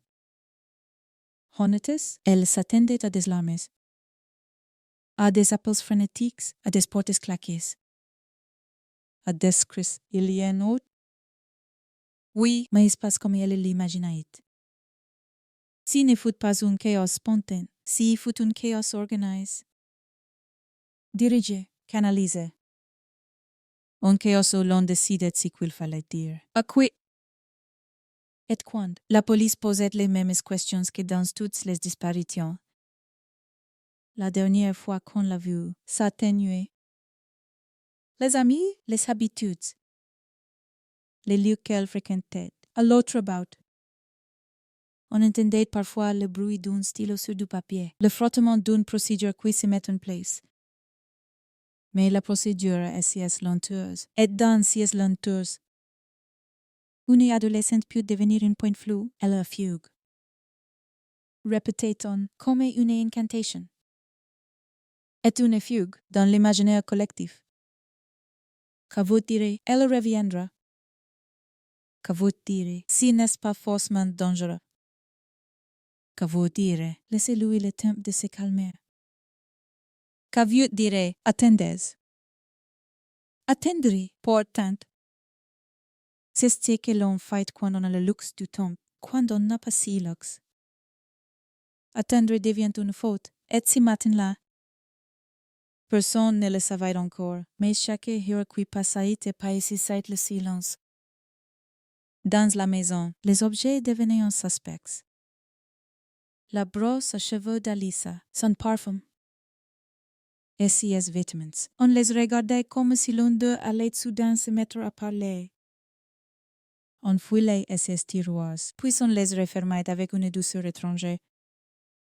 comme si on craignait de casser quelque chose d'invisible. Sarah observait tout. Immobile, elle n'était pas assez grande pour diriger. Pas assez petite pour être épargnée. Elle était coincée entre les adultes et l'absence. Condamnée à entendre des phrases qui se contredisaient, la note. Surtout, planait sur tout comme une ombre. Michael l'a mentionné pour expliquer. La note devenait le point final avant même que la phrase ne soit terminée. Elle a laissé une note, comme si elle devait suffire. Comme si une feuille de papier pouvait remplacer la présence d'une file, mais place en prenant son mot. Place en put s'y cacher, et plus la note prenait de place. Place la question essentielle se glissait dans les interstices. Si Alyssa était partie par choix. Pourquoi si vide total? Pourquoi cette absence sans contact? Sans trace, sans retour vers quelqu'un qu'elle aimait. Même on peut claquer une porte. On peut fuir une maison, mais disparaître du monde entier. C'est autre chose. Cela exige soit une détermination hors normée, soit une contrainte. Dans les jours qui suiviront, le quartier devint un théâtre discret. Des voisins disant ne rien avoir vu. D'autres prétendaient avoir entendu une voiture, un bruit des portières, un moteur qui s'éloigne. Ils sont toujours des souvenirs qui apparaissent de presque. Quand la mémoire se met à inventer, si qu'elle n'a pas enregistré, on cherche à être utile. On cherche à trouver un moment précis, une scène simple. Quelque chose qui puisse se raconter, parce que ce qui ne se raconte pas fait peur. Michael, lui, restait au centre de sa version. Il parlait avec assurance. Il expliquait, il détaillait. Il insistait sur l'idée de la dispute, sur le fait qu'Alyssa était partie en colère. Il décrivait une adolescente difficile, une adolescente qui voulait sa liberté. Qui ne supportait plus les règles, il peignait un portrait qui, petit à petit, plaquait la disparition dans une logique comportementale. Elle a fait un choix, elle a voulu partir. Mais chaque fois qu'on transforme une disparition en choix, on déplace aussi la responsabilité. Si n'est plus que lui est-il arrive, c'est pourquoi a-t-elle fait cas? Et cette question-là, subtilement, culpabilise la disparue, elle la rend presque fautive. Elle rend l'enquête moins urgente, parce qu'elle devient une affaire privée. Un conflit familial, une crise d'adolescence. Sarah entendait ces phrases et quelque chose en elle. Gratitude, pas une certitude. Pas encore, une gêne. Une sensation qu'on parlait d'Alyssa comme d'une personne qu'on connaît mal, comme si l'on fabriquait une Alyssa commode. Une Alyssa explicable. Et pourtant, Sarah se souvenait d'une grande sœur qui avait des humeurs. Oui. Mais aussi des gestes doux, des rires, des rêves de sortie, des projets simples. Une grande sœur qui voulait vivre, pas se dissoudre. Les amis d'Alyssa furent contactés. Certains dirent qu'elle n'avait parlé à personne d'un départ. D'autres raconteront qu'elle semblait fatiguée ces derniers temps, tendue. Impatient de quitter la maison, les deux pouvaient être vrais à la fois. Mais une chose se dessinait, personne n'attendait une disparition totale. Personne ne disait, ah oui. Elle allait partir pour de bon demain. On n'a pas ce genre de conversation sans laisser un écho. Les jours glisseront, les affiches apparuront. Le visage d'Alyssa souriant. Imprime sur du papier, accroché sur des poteaux. Des vitrines, des panneaux. Un visage qui, dans la lumière du jour, semblait appartenir à une autre vie. Le papier tremblait dans le vent. Comme si la ville, même avait du mal à porter cette histoire. Et dans ces mouvements, l'un de la disparition qui devient officielle. Un autre phénomène s'est produit ici, l'usure des gens. Les proches, au début. Répondant à chaque appel, ils courent à chaque piste. Ils croient à chaque rumeur, puis, petit à petit, ils comprennent que certaines pistes ne sont que des mirages, que certaines rumeurs ne sont du besoin que le monde de se sentir implique, et cette compréhension la fatigue. Elle attaque le corps, elle dévore le sommeil. Dans la maison, l'atmosphère se densifie. L'absence d'Alissa ne crée pas seulement un vide. Elle modifie la géométrie des relations. Chaque conversation devenait potentiellement accusatrice. Chaque silence devenait potentiellement coupable. Et quand la peur s'installe dans une famille, elle ne reste jamais pure. Elle se mélange à la colère, au ressentiment, au besoin de garder le contrôle. Michael semblait vouloir garder ce contrôle. Il répondait, mais à sa manière, il donnait des informations. Mais encadrant le récit, il montrait qu'il coopérait. Tout en occupant l'espace avec son interprétation, c'était un équilibre étrange. Assez d'ouverture pour ne pas paraître fermé, assez de direction pour éviter que le récit ne lui échappe. C'est dans cette zone-là que naissent les doutes, pas dans un détail spectaculaire. Dans une accumulation de micro-gestes, une manière d'insister. Une façon de conclure trop vite, une phrase qui revient, comme un refrain, elle y fugue. Sarah, un soir. C'est souvent un détail idiot. Presque rien. La façon dont Alyssa. Parfois, s'arrêtait dans le couloir. Comme si elle voulait dire quelque chose, puis s'éteisait. La façon dont elle regardait une fenêtre plus longtemps que nécessaire. La façon dont elle se raidissait quand l'espace approchait. Des gestes qui, sur le moment, n'étaient que des humeurs adolescentes, mais dans le contexte d'une disparition. Les humeurs deviennent des indices, et les indices, quand ils ne trouvent pas de réponse, deviennent des blessures. La maison avait aussi sa propre logique interne, et Sarah commençait à la sentir. Ce qui pouvait être dit, ce qui ne devait pas être dit, et qui on pouvait parler, à qui on ne devait pas parler. On apprend ces genres de règles sans qu'on vous les enseigne, on les apprend à l'attention dans l'air, au changement de ton, au regard qui vous arrête. Et quand une disparition survient dans une maison comique, les règles ne disparaissent pas. Elles se renforcent. À l'extérieur, la police continuait de fonctionner comme elle fonctionne. Des appels, des vérifications, des dossiers. Mais l'énergie initiale retombait, passe par méconcept.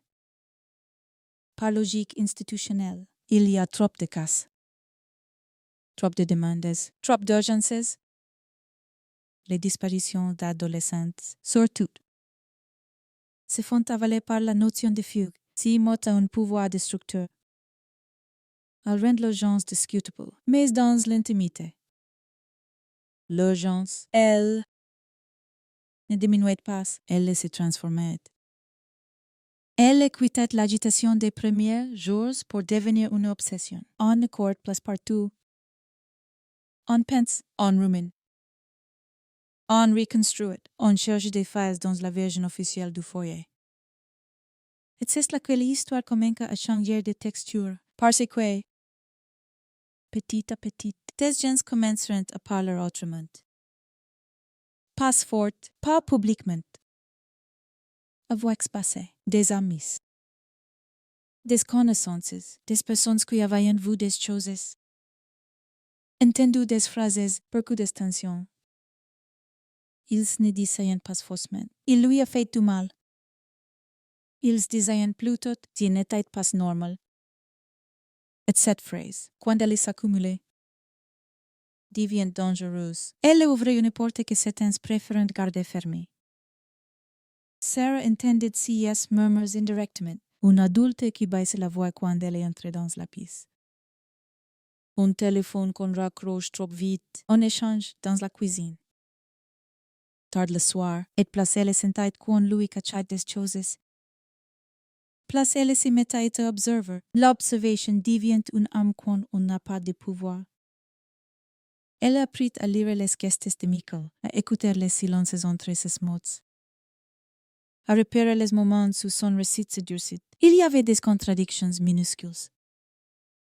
Des détails qui changeaient légèrement selon l'interlocuteur, rien d'assez énorme pour être une preuve, mais assez pour faire naître une question. Pourquoi un récit sincère a-t-il besoin d'être ajusté? Pourquoi une vérité simple demande-t-elle autant de répétitions dans les semaines qui suiviront? L'absence d'Alice a pris une nouvelle forme. Elle devint une présence dans le conflit. Dans une famille, une absence peut devenir un enjeu, un symbole, une armée. Sans le vouloir, Sarah sentit que sa grande sœur était maintenant utilisée comme une histoire qu'on racontait. Qu'un modèle, comme si Alissa, même disparu, pouvait encore être contrôlé. Cette idée la lui donna la nausée, parce qu'elle aimait Alissa. Et parce que l'amour, face à l'injustice, s'y transforme souvent en rage un jour.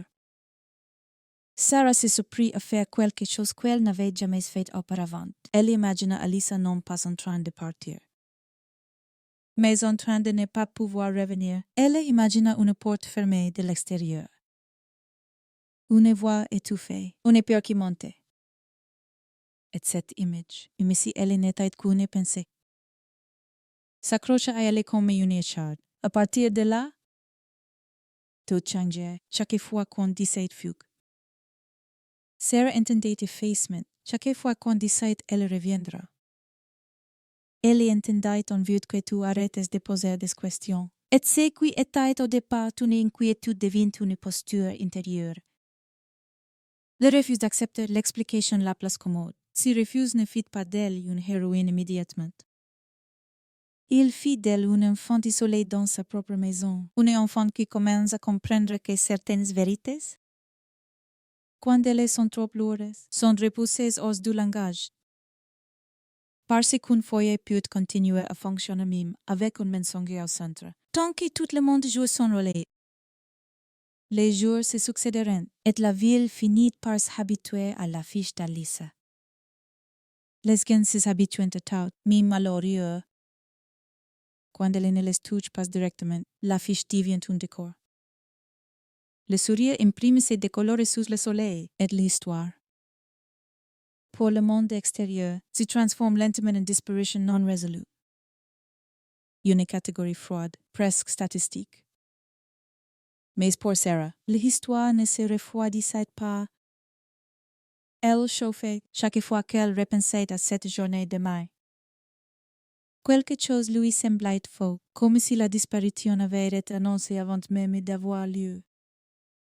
Comme si la maison, au lieu de crier, s'était refermée, comme si le récit avait été préparé pour étouffer les questions. Elle ne pouvait pas prouver quoi que ce soit, pas encore. Mais elle pouvait sentir, et parfois. Sentir suffit à vous empêcher de dormir, dans les nuits de Phoenix. Quand tout est immobile et que la chaleur ne lâche pas prise, l'esprit se met à tourner. Sarah se demandait d'où Alice était, si elle avait peur, si elle avait faim, si elle appelait dans sa tête. Et ces questions, sans réponses, se transformaient en une seule, beaucoup plus dangereuse. Et si Alice n'avait jamais eu le choix, cette question? Personne ne voulait l'entendre à voix haute, parce qu'une fois qu'on la prononce, on ne peut plus revenir à la version simple une fois qu'on la prononce. Il faut regarder certaines personnes autrement. Il faut admettre que le danger peut venir de l'intérieur, pas de l'extérieur. Edka! C'est une pensée qui détruit les maisons, alors. Le monde continuait à dire fugue. Les procédures continuaient à suivre leur cours. Les jours continuaient à s'empiler, mais sous cette surface. Une autre histoire commençait à prendre forme, celle d'une adolescente disparue d'un circuit. Lentement, commençait à comprendre que la vérité ne se trouverait pas dans les explications faciles. Parce qu'une fugue, même une fugue douloureuse, laisse des traces, une disparition totale. Elle ressemble à autre chose. Et plus le temps passait, plus cette autre chose se rapprochait. Silencieuse, comme une ombre qui ne se contente plus d'être un décor. Elle commençait à devenir une présence, une menace. Une vérité possible, et quand une vérité possible s'installe dans une maison. La maison ne dort plus, elle écoute. Elle se méfie, elle retient son souffle. Comme si, quelque part, la disparition d'Alissa n'était pas seulement une absence, qu'était un secret. Les semaines passeront, puis les mois, et la disparition d'Alissa changeait de texture. Au début, c'était une urgence brûlante, une plaie ouverte qui saignait à chaque minute. Puis l'urgence devint un bruit de fond, pas parce que la douleur diminuait, mais parce que le monde autour se fatigue vite. Les gens s'habituent à l'inacceptable quand ils s'installent sans leur demander la permission. Ils posent moins de questions, ils prononcent le prénom moins souvent. Ils regardent ailleurs pour se protéger, dans la maison. En revanche, l'absence ne se calme pas. Elle s'épaississait, elle entrait dans les murs, dans les couloirs, dans les objets laissés là comme des preuves involontaires. Une chaise vide n'était plus une chaise, c'était un rappel. Un reproche silencieux, une présence négative qui avalait l'air. Sarah, elle grandissait avec si vite, au début. Elle avait cherché Alissa comme on cherche quelqu'un dans un supermarché, en croyant qu'il suffit de tourner au bon rayon, d'ouvrir la bonne porte, de la voir apparaître avec une explication simple. Mais très vite, elle comprit que personne ne cherchait comme que. Pas vraiment, les adultes cherchaient dans les limites de ce qu'ils étaient prêts à admettre. La police aussi, parfois. Chercher dans des cadres est un cadre. Quand il est mal choisi, ne faites pas ce que contenir l'enquête. Il la tord, le cadre. Dans cette histoire avait un nom. Fugue. Le mot restait là. Plante comme un panneau indicateur au bord de la route, et tout ce qui venait ensuite devait se conformer. Une fugue suppose une intention, un plan ou au moins un mouvement. Une fugue laisse des traces, des appels à une amie.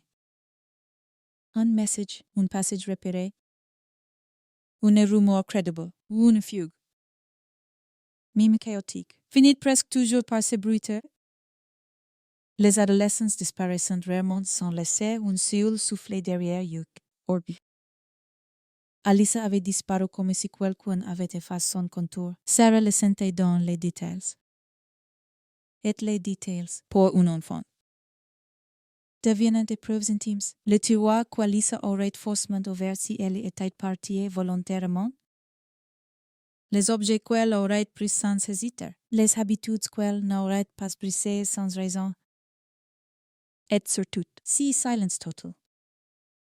Pas une voix, pas un signe, pas une maladresse, rien.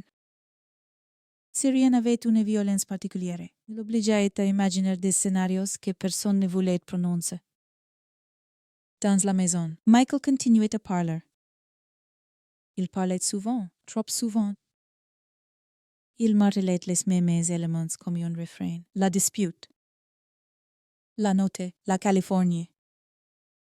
Il le disait avec une certitude qui aurait dû rassurer, mais Sarah ne se sentait pas rassurée.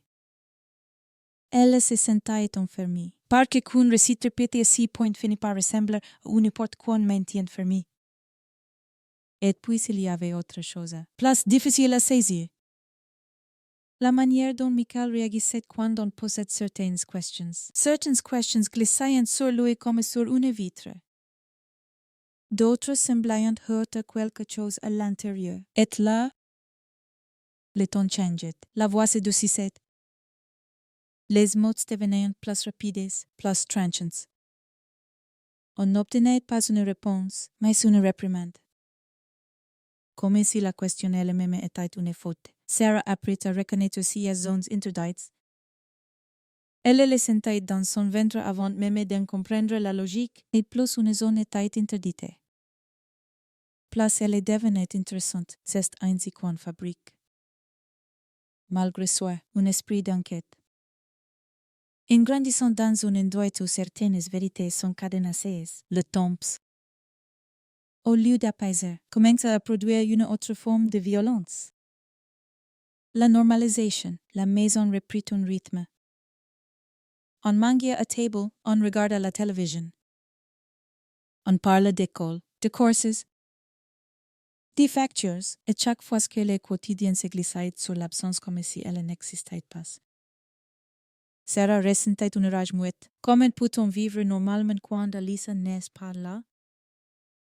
Comment peut-on rire, discuter? Corriger un devoir, comme si une personne avait juste cessé d'être et que cela ne brisait rien. Elle comprit alors une chose essentielle. Certains adultes sont capables de continuer parce qu'ils ont besoin de continuer.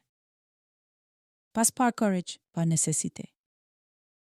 Et parfois, cette nécessité ressemble dangereusement à une indifference. Au fil des années, Sarah s'est mise à chercher autrement. Au début, c'était un instinct. Une résistance confuse, puisqu'elle a devenu un projet intérieur. Presque une promesse. Elle n'avait pas les mots. Pas l'âge, pas les outils. Mais elle avait une mémoire. Elle avait des souvenirs précis. Des scenes, des tensions, des interdits, et surtout. Elle avait une intuition qui refusait de mourir. Cette intuition s'alimente d'autres choses. Des phrases entendues par hasard, trop tard le soir. Des conversations interrompues quand elle entrait dans une pièce. Des silences brutaux. Des dossiers rangés trop vite. Des accès à certaines pièces de la maison qui semblaient toujours réserves. On peut vivre dans une maison et ne pas en posséder les clés. Sarah vivait dans un endroit où l'on apprenait à ne pas ouvrir certaines portes. Elle commence à observer les objets, non plus comme une enfant, mais comme quelqu'un qui cherchait des contradictions. Elle remarqua les fixations de Michael. La surveillance, la sécurité, le contrôle. Il aimait l'idée de savoir, de voir, d'anticiper. Et quand on aime trop savoir, ce n'est pas seulement une prudence, cela ressemblait à un besoin de domination. Plus tard, Sarah se souviendrait de cette sensation. Dans cette maison, on ne grandissait pas en se demandant qu'est-ce que je veux. Mais qu'est-ce qui a permis la disparition d'Alyssa? Dans ce contexte, prit une signification nouvelle. Elle n'était plus seulement une tragédie. Elle devenait une rupture dans un système. Un événement qui pouvait, potentiellement, exposer aussi que le système cachait, et c'est là que les murs se rapprochant. Plus Sarah grandissait, plus elle se rendait compte que le monde extérieur ne comprenait pas ce qu'elle ressentait. Pour les autres, c'était une histoire triste. Un mystère, un dossier ancien. Pour elle, c'était une vie quotidienne. Une maison, un homme. Une manière de vivre sous une autorité qui semblait se nourrir du silence. Elle essaya d'en parler. Prudemment à des amis. Parfois à des adultes de confiance. Mais dès qu'elle prononçait certaines choses, elle voyait les visages se fermer. Les gens ont peu des histoires familiales quand elles deviennent sombres. Ils veulent aider, mais ils veulent aussi rester loin du feu. Et le feu, ici, était proche. Qu'était la possibilité que la menace ne vienne pas de la rue, mais du salon. Sarah comprit aussi que la vérité, dans ce genre d'affaires, n'arrive pas comme une révélation spectaculaire. Elle arrive comme une accumulation de petites dissonances. Et un jour, si ces dissonances deviennent trop nombreuses pour être ignorées, si Joe arrive quand Sarah commence à reconstituer le portrait d'Alyssa au-delà du récit impose, Alyssa n'était pas seulement une adolescente en colère. Elle avait ses plans, ses envies. ses scouts. Elle voulait une vie qui lui appartenait. Elle parlait d'avenir. Elle avait des repères. Et surtout, elle avait des liens. Elle avait des amis en travail. Une existence socialement visible. On ne disparaît pas de cette visibilité comme on disparaît d'une chambre. Place Sarah reconstruit cette Alyssa réelle. Place l'Alyssa décrite par Michael lui paraissait artificielle. Tila, presque fabriquée pour justifier l'injustifiable. Et alors une pensée se forma, dangereuse. Irreversible. Si le récit de la fugue était pratique, c'est peut être parce qu'il servait quelqu'un. Cette pensée change tout. Parce qu'à partir du moment où vous suspectez que le récit sert, vous commencez à chercher à qui il sert. Et quand vous cherchez à qui il sert, vous commencez à regarder les gens avec une lucidité nouvelle. Sarah commence à faire ce que font les survivants quand ils n'ont plus confiance. Elle les documenta. Elle les nota. Elle conserva des dates, des phrases, des souvenirs. Elle se mit à traiter son histoire comme un dossier, non parfois dur. Mais parce que la foi dure est parfois la seule manière de rester debout. Quand l'émotion vous submerge, l'organisation devient une bouée. Elle les comprit aussi qu'un système ne se combat pas avec des crises. Il se combat avec des faits. Mais les faits, dans une disparition ancienne, sont fragiles. Ils s'érodent, ils disparaissent. Ils s'oublient et surtout, ils peuvent être contrôlés par celui qui a le pouvoir. Dans ces cas, le pouvoir était dans la maison, dans les papiers. Dans la narration familiale, Sarah n'avait pas le pouvoir. Elle devait donc créer un autre type de pouvoir, celui de la persistance. Au fil des années, elle tenta de parler aux enquêteurs, de relanceurs, de demandeurs. Elle a appris le langage des procédures, cette langue froide qui vous oblige à traduire la douleur en phrases courtes et en questions précises. Elle découvrit aussi une réalité brutale. Une enquête ne se relance pas uniquement parce que quelqu'un souffre.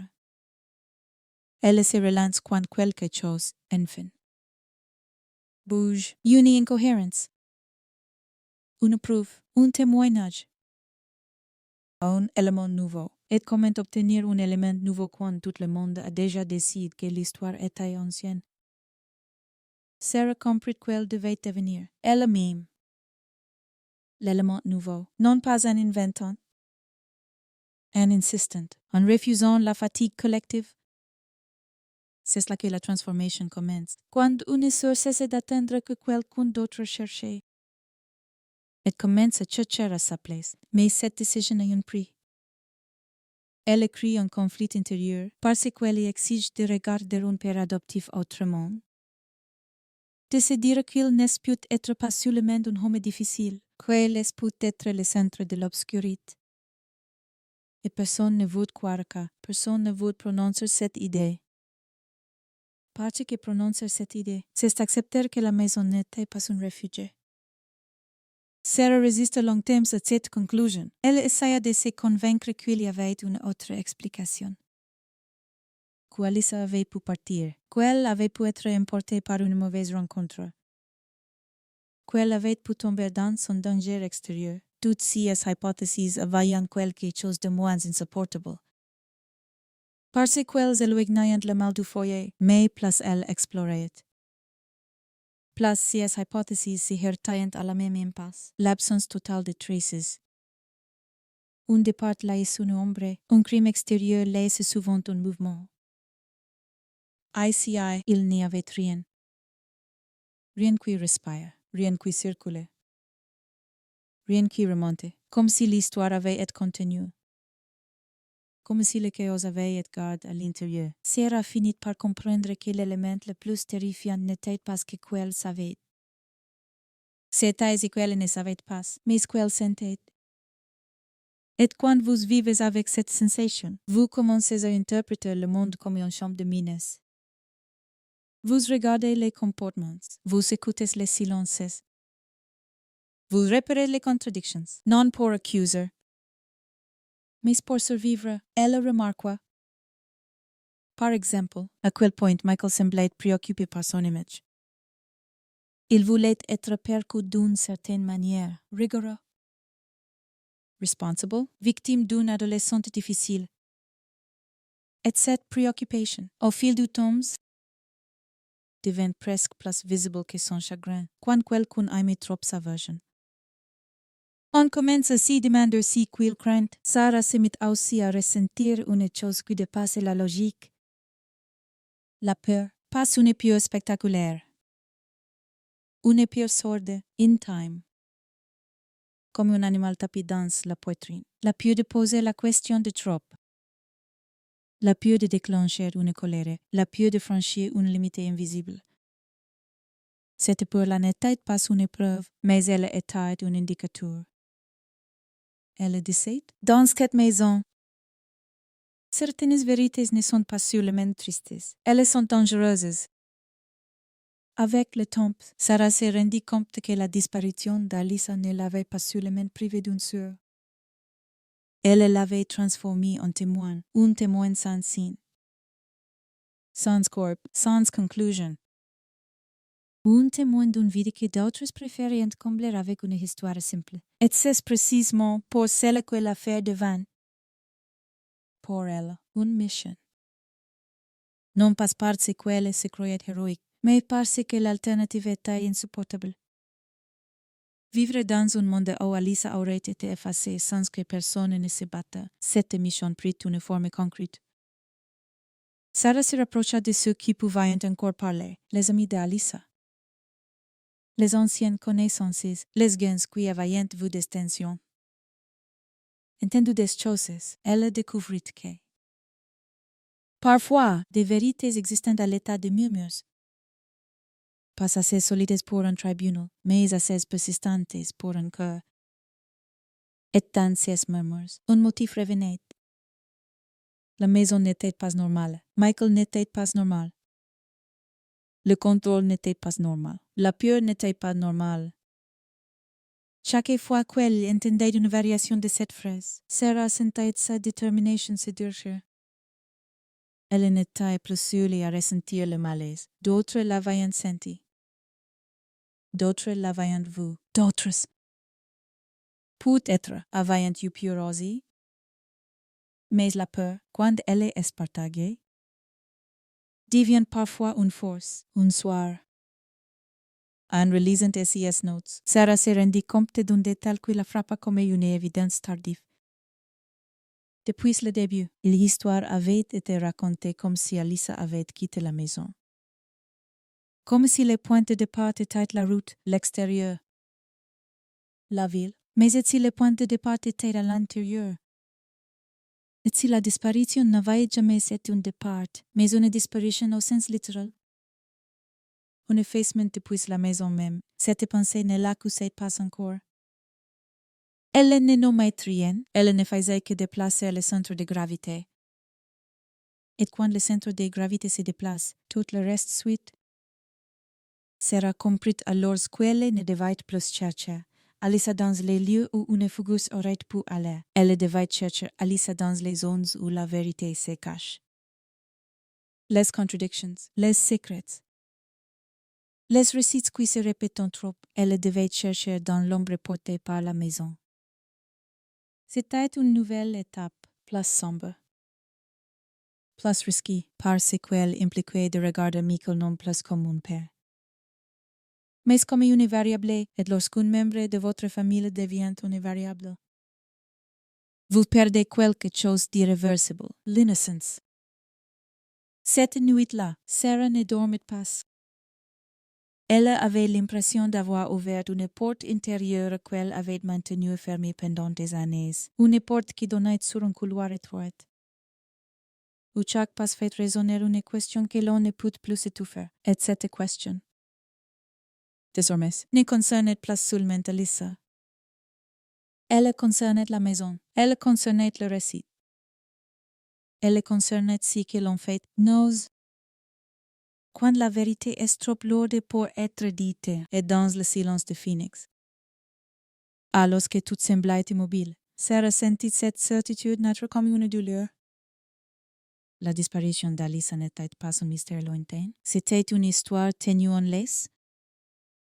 Et quelqu'un, quelque part, tenait la laisse. La suite ne serait plus une simple recherche. Si serait une confrontation, la confrontation ne commence pas par une accusation lancée à la gorge de quelqu'un.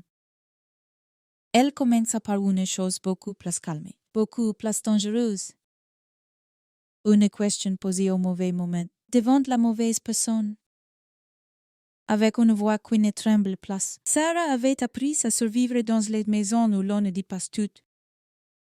On apprend vite à sentir quand l'air se charge, quand on passe dans les couloirs signifie ta histoire. Quand on regarde signifie ne pose pas cas, mais il arrive un jour l'on ne survit plus seulement. On veut comprendre et comprendre. Dans un endroit bâti sur les contrôles, c'est déjà désobéir. Elle avait commencé à rassembler des fragments, des souvenirs personnels. Oui, mais aussi des choses plus solides. Des phrases reprises mot pour mot par différents témoins, des incohérences répétées. Des micro-contradictions qui s'additionnent comme des grains de sable jusqu'à gripper une machine. Plus elle compilait. Plus elle voyait se dessiner un motif qu'elle ne pouvait plus ignorer. La disparition d'Alyssa ne flottait pas dans les hasards. Elle semblait enfermée dans un cadre, verrouillée par un récit. Maintenue dans une forme d'immobilité, est au centre du cadre. Il y avait Michael. Michael n'avait pas besoin d'écrire pour dominer. Il avait cette manière de s'installer dans une pièce comme si la pièce lui appartenait, même quand il se taisait. On l'entendait, sa présence avait une poésie particulière, une lourdeur calmée quand Sarah était petite. Elle confondait ses poètes avec la sécurité, plus tard. Elle comprit que ce n'était pas de la sécurité, c'était de l'emprise. Au fil du temps, Sarah remarqua quelque chose qui la glaqua. Michael ne parlait presque jamais d'Alyssa comme d'une personne vivante. Il parlait d'elle comme d'un problème. Comme d'une adolescente difficile, rebelle. Ingrate, comme si la disparition avait confirmé un portrait déjà prêt. Il ne disait pas « elle me manquait ». Il disait plutôt « vous savez comment elle était ». Et cette nuance minuscule. Change tout parce qu'on peut brise parler d'absence. Un homme qui se protège parle de justification. Sarah fit un premier test. Presque inconscient. Un soir. Elle prononce le nom d'Alyssa d'une manière différente, plus douce. Plus intime. Elle évoque un souvenir simple. On verra une chanson. Un détail qui n'appartenait qu'à elle. Elle regarda Michael pendant qu'elle parlait. Comme on regarde un visage pour y chercher l'humain. Elle ne trouva pas y qu'elle cherchait. Il y eut un mouvement dans ses yeux, un léger agacement. Comme si ces souvenirs n'avaient pas sa place, comme si Alyssa n'était tolérable que dans le cadre de la fugue, de la faute, du récit pratique. Une Alyssa trop humaine était dangereuse, une Alyssa qui redevient une fille. Une sœur, une personne aimée. Fait trop de bruit, une personne aimée oblige à se demander pourquoi elle n'est pas là. À partir de ces jours-là, Sarah cessa d'attendre une contradiction spectaculaire. Elle comprit que la vérité, si elle existait, se cacherait dans les gestes les plus ordinaires, les façons d'éviter, de détourner, de réécrire. Elle se mit à parler aux gens qui avaient connu Alyssa sans passer par Michael, des amis, des camarades, des adultes de l'école. Des parents d'amis, elle possède les mêmes questions. Encore et encore, non pas parce qu'elle espérait un miracle, mais parce qu'elle cherchait un point stable. Elle voulait savoir qui était Alyssa quand elle n'était pas enfermée à la maison. Et plus elle écoutait, plus les cartes se cruçaient entre deux versions. Dans la version de Michael, Alyssa était une adolescente irrationnelle, instable, capable de partir sans prévenir. capable d'abandonner tout le monde par caprice dans la version des autres. Elle était une fille sous pression. Oui. Parfois attendue, parfois fatiguée. Mais pas une ombre prête à s'effacer du monde entier. Une fille qui voulait de l'air. Qui parlait de liberté, qui rêvait d'après. Une fille qui n'avait rien d'une disparition totale. Cet écart devint une douleur aiguë. Parce que l'écart n'était pas sous le même narratif, il était moral. Il signifiait que quelqu'un, quelque part. Deformed, Sarah commença à oser reconstituer les dernières heures. Non pas comme une signe unique, mais comme une chaîne de portes. Une porte s'ouvre, une porte se ferme. Un mouvement, un trajet. Une pause. Elle s'aperçut qu'il y avait des trous dans cette chaîne. Des trous que Michael comblait avec des phrases toutes faites. Elle est partie. Elle était en colère. Elle a laissé une note. La note, justement. Plus Sarah y pensait. Plus cette note lui paraissait étranger. Elle n'avait pas la forme d'une adolescente qui s'échappait. Elle avait la forme d'un objet fonctionnel. Un objet qu'on peut orienter. Une note.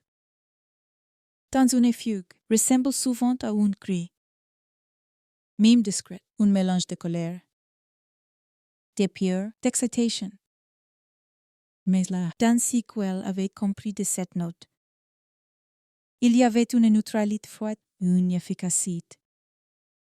Et cette efficacité lui donnait la nausée. Elle commença à se demander non pas seulement ce que la note disait, mais ce qu'elle faisait, ce qu'elle produisait. Une note crée un récit, elle crée une direction. Elle crée une justification, est le plus important. Elle fait passer l'urgence, elle dit au monde. Ne cherchez pas trop vite au mauvais endroit. Sarah sentit une rage nouvelle. Pas une rage explosive, une rage propre.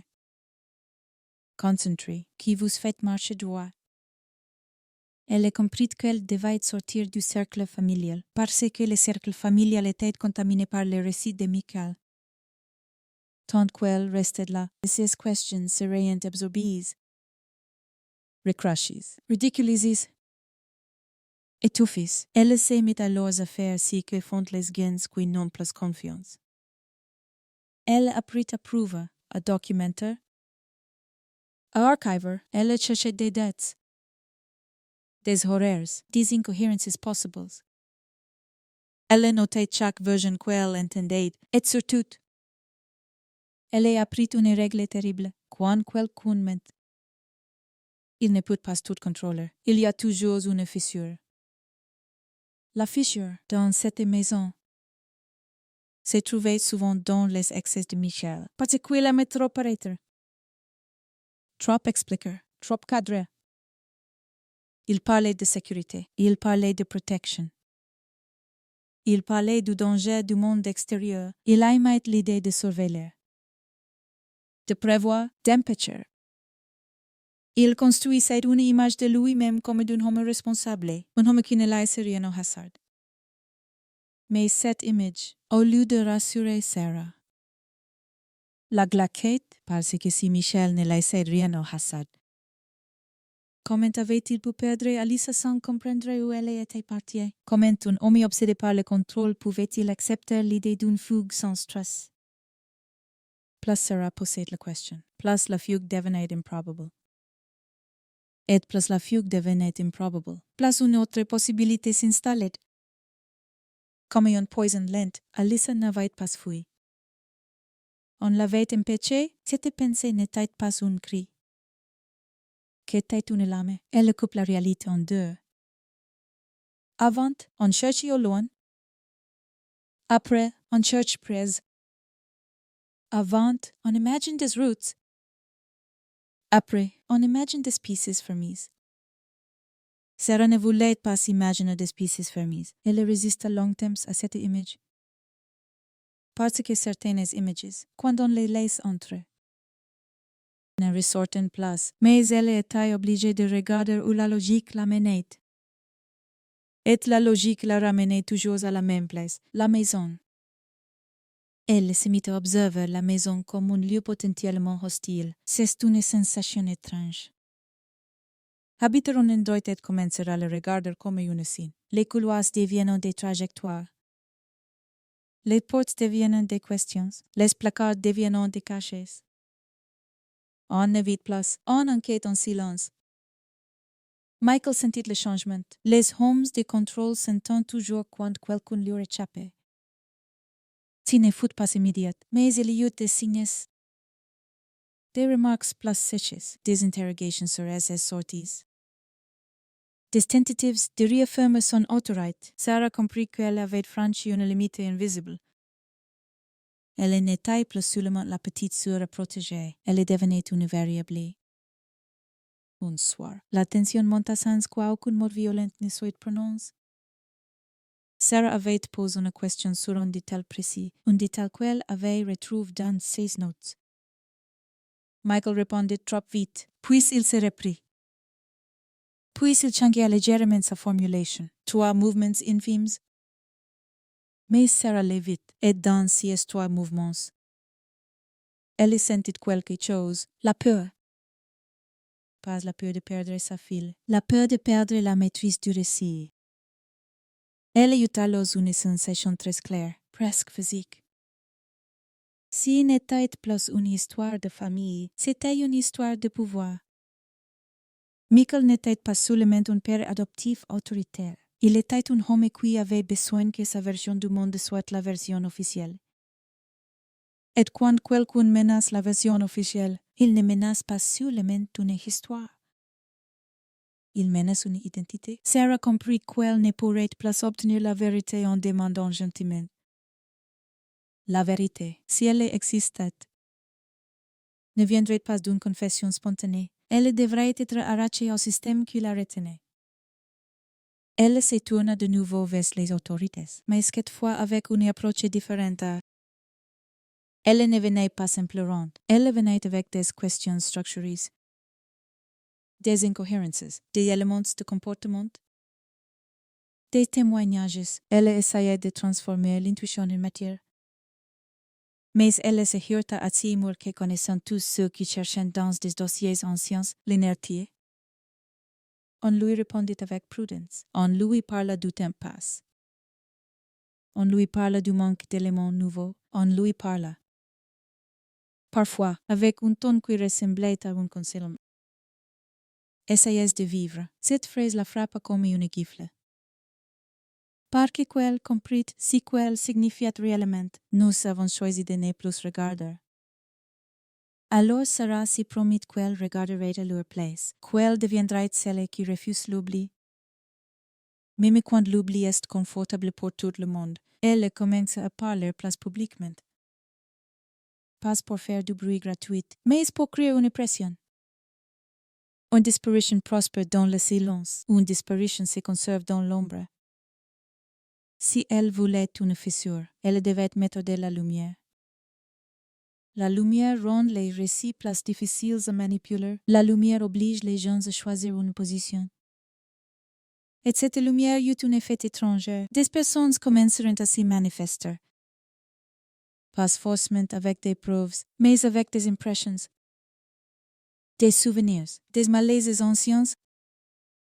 Je ne l'ai jamais dit, mais ce genre de phrase est dangereux.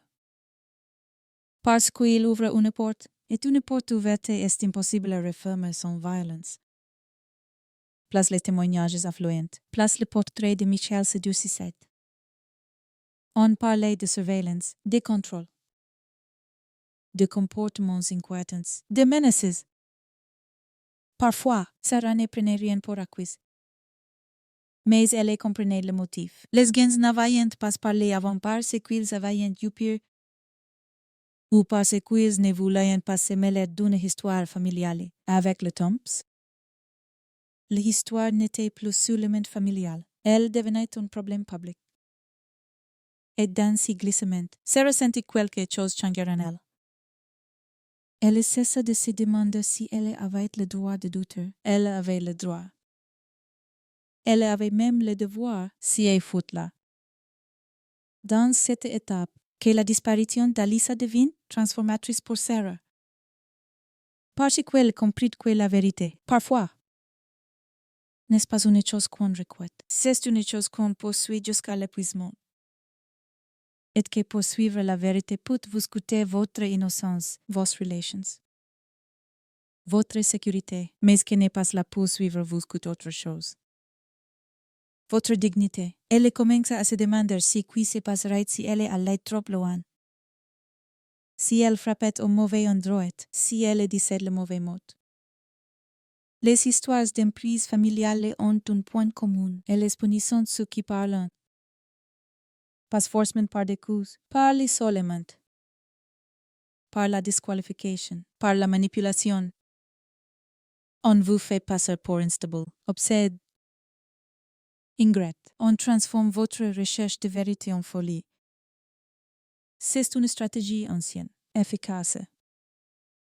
Michael jouait ci et là. Il commence à présenter Sarah comme une fille manipulée par la douleur, influencée par des récits extérieurs, incapable de tourner la page. Il lui refusait implicitement la légitimité. Il la ramenait à une émotion.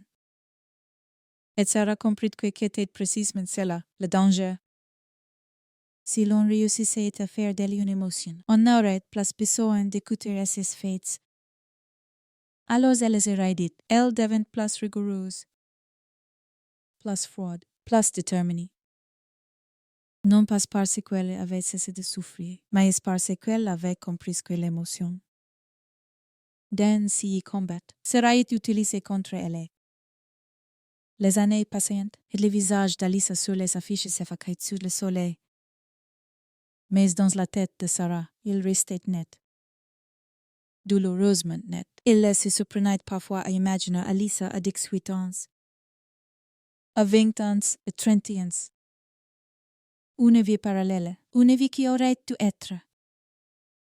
Et cette imagination, au lieu de consoler, coupait, parce qu'elle posait une question qu'aucun tribunal n'entend. Quel monde acceptait de perdre une jeune fille sans exiger des réponses, la confrontation se rapprochait. Lentement, pas sous forme d'une scène unique, mais sous forme d'un resserrement, Sarah gagnait en voix. Michael perdait en contrôle, ou du moins. Son contrôle devait désormais travailler plus dur pour se maintenir, et quand un système doit travailler plus dur. Il commettait sérieux. Sarah le sentit. Elle sentit que quelque chose allait céder, pas parce qu'elle avait une épreuve finale, mais parce que les récits trop verrouillés finissent par se fissurer sous leur propre tension. On ne peut pas maintenir éternellement une version sans que quelqu'un. Un jour, trébuche se rendit-elle. Et dans cette attente, la peur se mélangeait à une autre émotion. Plus sombre, l'anticipation. Sarah commençait à comprendre qu'elle ne cherchait plus seulement Alissa, elle cherchait le moment où le mensonge. S'il existait, tomberait. Elle cherchait si point précis où le récit officiel se retournerait contre celui qui l'a construit, mais si moment. Quand il arrive, n'apporte pas toujours la paix. Parfois, il apporte une autre forme d'horreur. La confirmation. Sarah se prête à penser.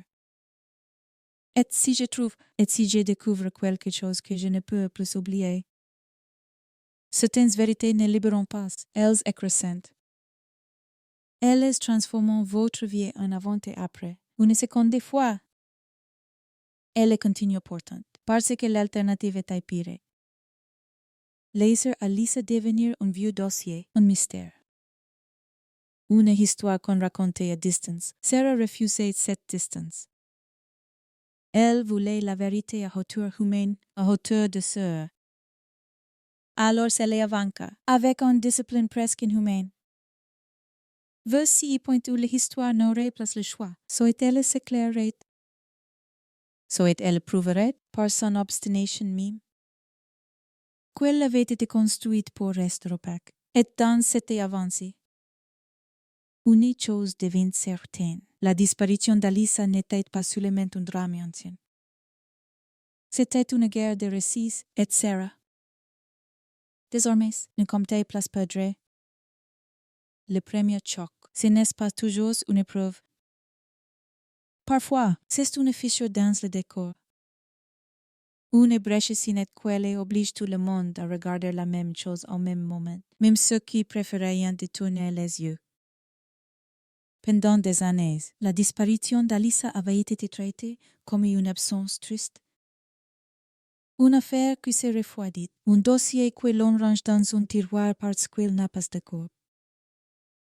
Pas de témoin décisif, pas de scène nette. Une disparition qu'on explique avec le mot le plus pratique, fugue. Et puis, un jour, si mot commence à s'y décomposer, parce que le temps ne rend pas les choses plus claires. Il rend les mensonges plus confortables, il rend l'évasion plus rigide. Il permet à ceux qui parlent de plus fort de devenir les auteurs officiels de l'histoire. Sarah avait grandi dans cette rigidité. Elle avait appris à respirer dans une maison où les récits étaient déjà écrits, où l'on répétait les mêmes phrases comme si les répéter suffisait à les rendre vraies. Mais une histoire trop répétée finit par se transformer en bruit, et le bruit finit par fatiguer ceux qui l'entendent. Elle n'avait pas seulement une intuition, Sarah. Elle avait une poète dans la poitrine, une sensation que quelque chose d'essentiel se trouvait derrière les portes qu'on lui avait appris à ne pas ouvrir. Et plus elle tentait d'ouvrir ces portes par la parole, plus elle se heurtait à la même matière. Le contrôle dans les réponses. Dans le silence, dans la manière dont Michael réagissait quand le fil de l'histoire glissait entre ses doigts. Le monde extérieur, lui, ne voyait pas si contrôle comme elle le voyait, il le traduisait autrement. Un père strict, une famille compliquée, une adolescente difficile. Le monde aimait les cases. Le monde a besoin de catégories. Et fugue est une catégorie qui soulage tout le monde sauf ceux qui restent. Puis l'enquête se remit à bouger. S'il ne fut pas comme dans les récits où l'on découvre soudain une épreuve lumineuse, s'il fut plus administrative, plus Freud, plus abrupt, une réouverture. Un regard neuf, ou du moins. Un regard oblige de revenir sur ce qu'il avait laissé, et avec la réouverture. Une chose change immédiatement. Michael cessa d'être simplement le père adoptif. Il devint le dernier à l'avoir vu, et si simple déplacement de statut dans une affaire de disparition est une menace. Dans les jours qui suiviront, l'atmosphère dans la maison se modifia encore. Sarah le sentit avant même qu'on lui disait quoi que ce soit. On sentit genre de choses dans la manière dont les portes se ferment. Dans la façon dont la voix se durcit, dans le temps que prennent un regard avant de se détourner. Qu'était comme si l'air s'était épaissi, comme si quelque chose de l'ordre s'était rapproché. Et puis, il y eut quelques journées où la maison ne fut plus seulement une maison. Des autorités, des uniformes, des voitures, des bruits de pas, des voix courtes, la sensation. Tout à coup, que les mosques avaient toujours protégé un récit comme un cahier à se faire inspecter comme une scène. Les tiroirs, les placards, les objets, tout ce qui avait été banal devenait. Soudain, suspect. Sarah n'oublierait jamais, si y sentiment précis, celui d'être dans son propre foyer et de ne plus le reconnaître. Comme si la maison se retournait contre elle-même, comme si les pièces, une à une, révélaient qu'elles n'avaient jamais été neutres.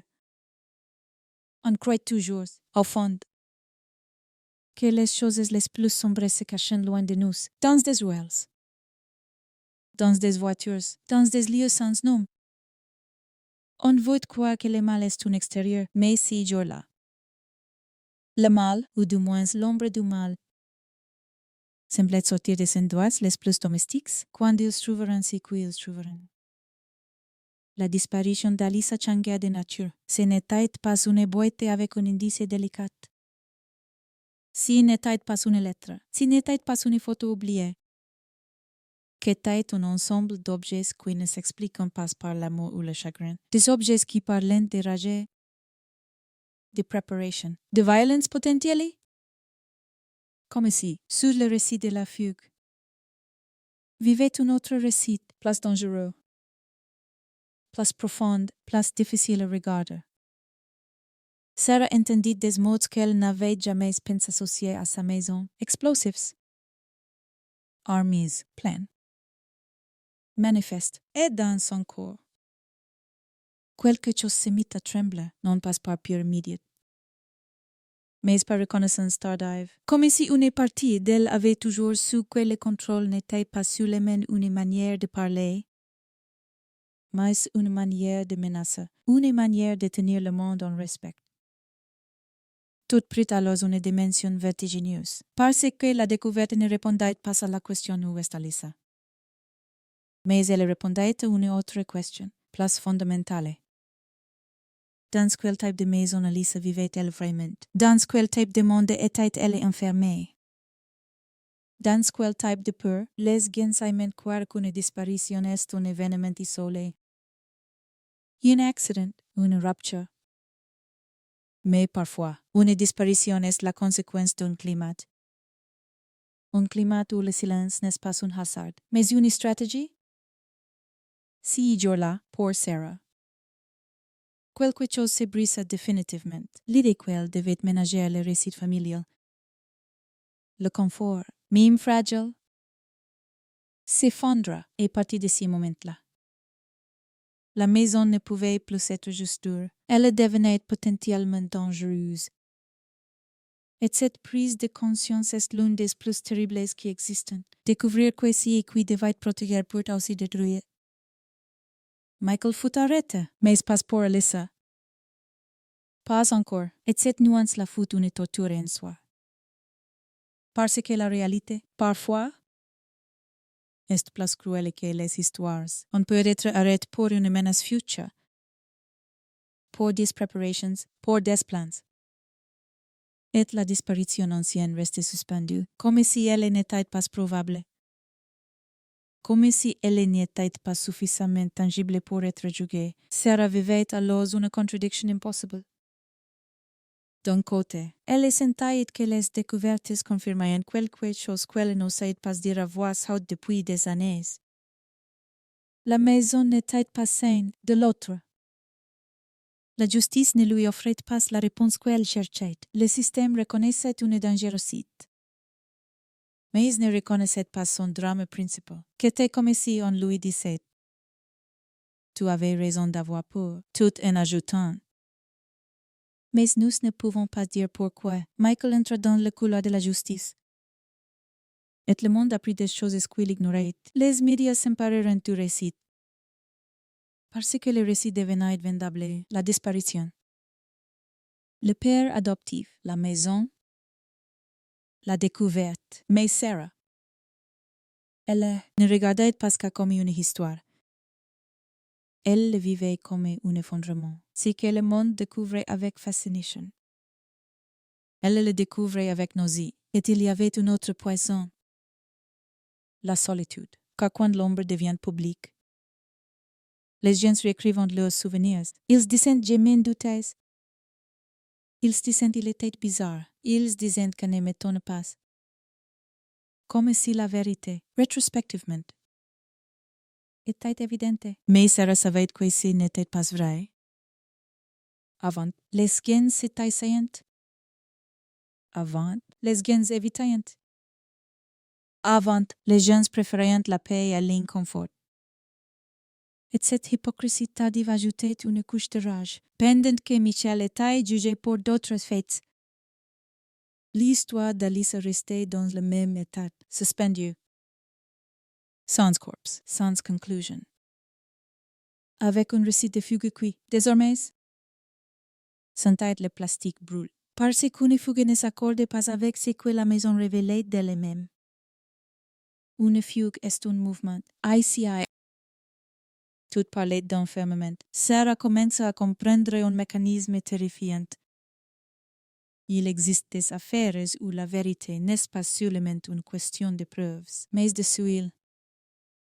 Le suite d'horreur qu'une société est prête à regarder en face, tant qu'on peut raconter une disparition comme une fugue.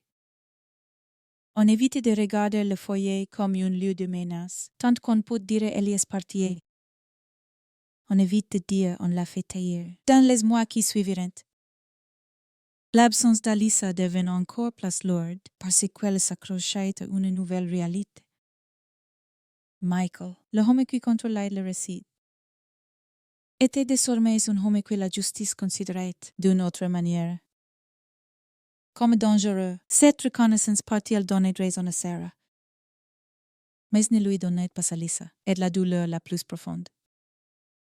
Souvent, est celle-là. Avoir raison ne ramène personne. Le temps passa.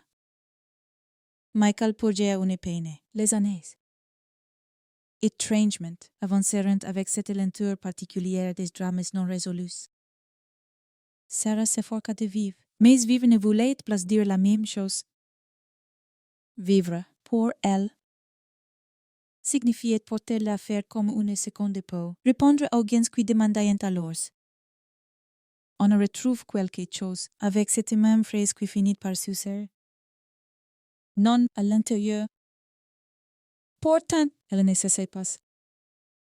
Elle changea de stratégie. Elle comprit que le système judiciaire seul ne suffirait pas. Parce que le système a besoin de matière solide, et la disparition d'Alyssa avait été avalée par les premières années de négligence. Par la lenteur initiale, par le cadre de la fugue. Alors Sarah commença à produire une autre forme de matière, une matière narrative, mais rigoureuse, une chronologie. Des contradictions, des témoignages, des fragments. Elle avait appris quelque chose de précieux. Quand une vérité n'a pas de corps, elle doit avoir une voix. Mais donner une voix à une disparition, c'est aussi accepter la violence du regard public. Les gens commentent, les gens jugent, les gens comparent, certains soutiennent, d'autres soupçonnent. Sarah s'exposait. Et s'exposer dans une histoire familiale, c'est s'arracher à la dernière illusion de sécurité, cette exposition. Pourtant, faisait bouger quelque chose. Lentement, comme une pression qui s'accumulait. On commence à reparler d'Alyssa autrement, plus seulement comme d'une fugueuse. Plus seulement comme d'un visage sur une affiche, comme d'une adolescente dont l'absence ne colle pas. Et dans cette nouvelle narration, un point revenait sans cesser. Michael avait été le dernier à la voir. Michael avait contrôlé le récit. Michael avait produit la note, la version, le cadre, et maintenant. Le monde savait que l'homme pouvait construire des scénarios de violence. Sarah s'est retrouvée avec une vérité paradoxale. Ce qu'on avait trouvé dans la maison ne prouvait pas ce qui était arrivé à Alyssa, mais c'est le rendait. Soudain, l'inimaginable imaginable. Et une fois que l'inimaginable devient imaginable, la société ne peut plus dormir de la même façon. Pour Sarah, s'il y avait un tournant intérieur. Elle cessa de se demander si elle est allée trop loin. Elle cessa de craindre d'être celle qui dérange.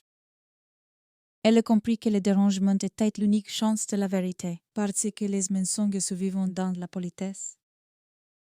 Ils se vivent dans la fatigue. Ils se vivent dans les phrases comme il faut avancer. Et elle n'avançait pas, elle creusait. Elle creusait dans les souvenirs, dans les archives, dans les témoignages, dans les dates. Elle cherchait ce qu'on avait fait en 2001. Elle cherchait ce que l'on avait accepté trop vite. Elle cherchait l'endroit exact où le récit de la fugue s'était imposé. Et pourquoi? Parce que si elle comprenait ce pourquoi, elle pourrait peut-être remonter plus loin. Jusque dans ce qui avait été étouffé, mais creusé. Dans une affaire comme celle-ci, revient toujours à une vérité simple. Le danger n'est pas seulement dans ce qu'on découvre, il est dans la réaction de ce qu'on met au pied du mur. Michael, même derrière des mousses, restate en présence une ombre. Un centre de gravité, et Sarah savait, au fond, que tant que Michael serait vivant, tant qu'il aurait une voix, il continuerait de défendre son récit. Et un récit défendu avec acharnement peut devenir une armée. C'est fut à cette époque que Sarah comprit quelque chose d'autre. Plus intime encore, elle n'était plus seulement la sœur d'Alyssa. Elle était devenue la mémoire d'Alyssa, et être la mémoire de quelqu'un. Si s'accepte une responsabilité écrasante. Cela signifie se lever chaque jour avec un homme sur la langue et une absence dans le corps. Cela signifie répéter sans cesser. Elle existait. Elle comptait. Elle n'est pas un dossier. Plus le temps passait, plus la disparition d'Alyssa cessait d'être un mystère pour devenir une accusation diffuse. Une question morale posée au monde. Comment une adolescente peut-elle disparaître ainsi? Et comment peut-on vivre avec une explication qui ne tient que parce qu'on l'a répétée à ces longs temps? La pression publique monte par vagues. Puis retomba, puis remonta. Les années sont ainsi, elles avalent l'indignation. Puis la recrachent quand quelque chose la réactive. Sarah apprit à se servir de ses veilles. À parler quand la tension revenait, à rappeler les faits, à refuser l'oubli et lentement. Inexorablement, quelque chose se mit à bouger du côté des autorités. Pas une révélation, pas encore. Mais un mouvement, une oreille plus attentive, une phrase qui change, une porte qui se rouvre à moitié. Sarah le sentit comme on sent un courant d'air avant l'orage. Elle comprit que les choses se rapprochaient d'un point de bascule. Parce qu'un homme peut contrôler un récit long temps, mais pas éternellement. Surtout quand la personne qui le conteste refuse de s'épuiser, et puis vient cette période où la voix de Sarah commence à dépasser le cercle des proches. Elle parle plus forte, pas en criant, en répétant, en insistant, en racontant. Elle transforme la disparition en histoire continue. Non pour divertir, mais pour empêcher le monde de l'arranger. Elle fatigue les institutions, parfois. N'y font pas, elle donne à Alice une présence. Et quand une disparue redevient présente dans la conversation publique, ceux qui se croyaient protégés par les temps commençant à sentir les sols bouger sous leurs pieds. Sarah n'avait pas encore la preuve finale, elle n'avait pas un lieu. Elle n'avait pas un corps, mais elle avait quelque chose d'autre. Une pression accumulée sur un récit trop verrouillé, et les récits trop verrouillés ont une faiblesse. Ils finissent par craquer, non pas sous une coupe unique, mais sous l'usure à la fin de cette étape. Sarah se rendit compte que sa quête venait de franchir une frontière. Elle n'était plus une affaire de souvenirs et de soupçons. Elle était devenue une affaire de confrontation publique, et la confrontation publique est une conséquence directe. Elle oblige la justice à choisir une position, à rester immobile. You à agir. Sarah savait ce que ce choix signifiait. Si la justice agissait, si ne serait plus seulement une histoire qu'on racontait. Si serait une histoire qu'on jugeait, et juger. Se faire remonter à la surface tout ce que le temps avait essayé d'enterrer. Elle regarda alors l'absence d'Alyssa comme on regarde une ligne d'horizon avant une tempête. Elle comprit que la prochaine phase serait plus dangereuse, plus brutale, parce qu'elle toucherait au cœur du récit. Et pourquoi? Et pour la première fois depuis longtemps. Elle sentit non pas de l'espoir, mais quelque chose de plus sombre. Plus dense, la certitude que l'histoire allait enfin obliger quelqu'un à répondre. Parce qu'on peut survivre au silence, on peut survivre à l'absence. Mais on ne peut pas survivre éternellement à une question posée au monde entier. Et la question. Désormais, était là? Nous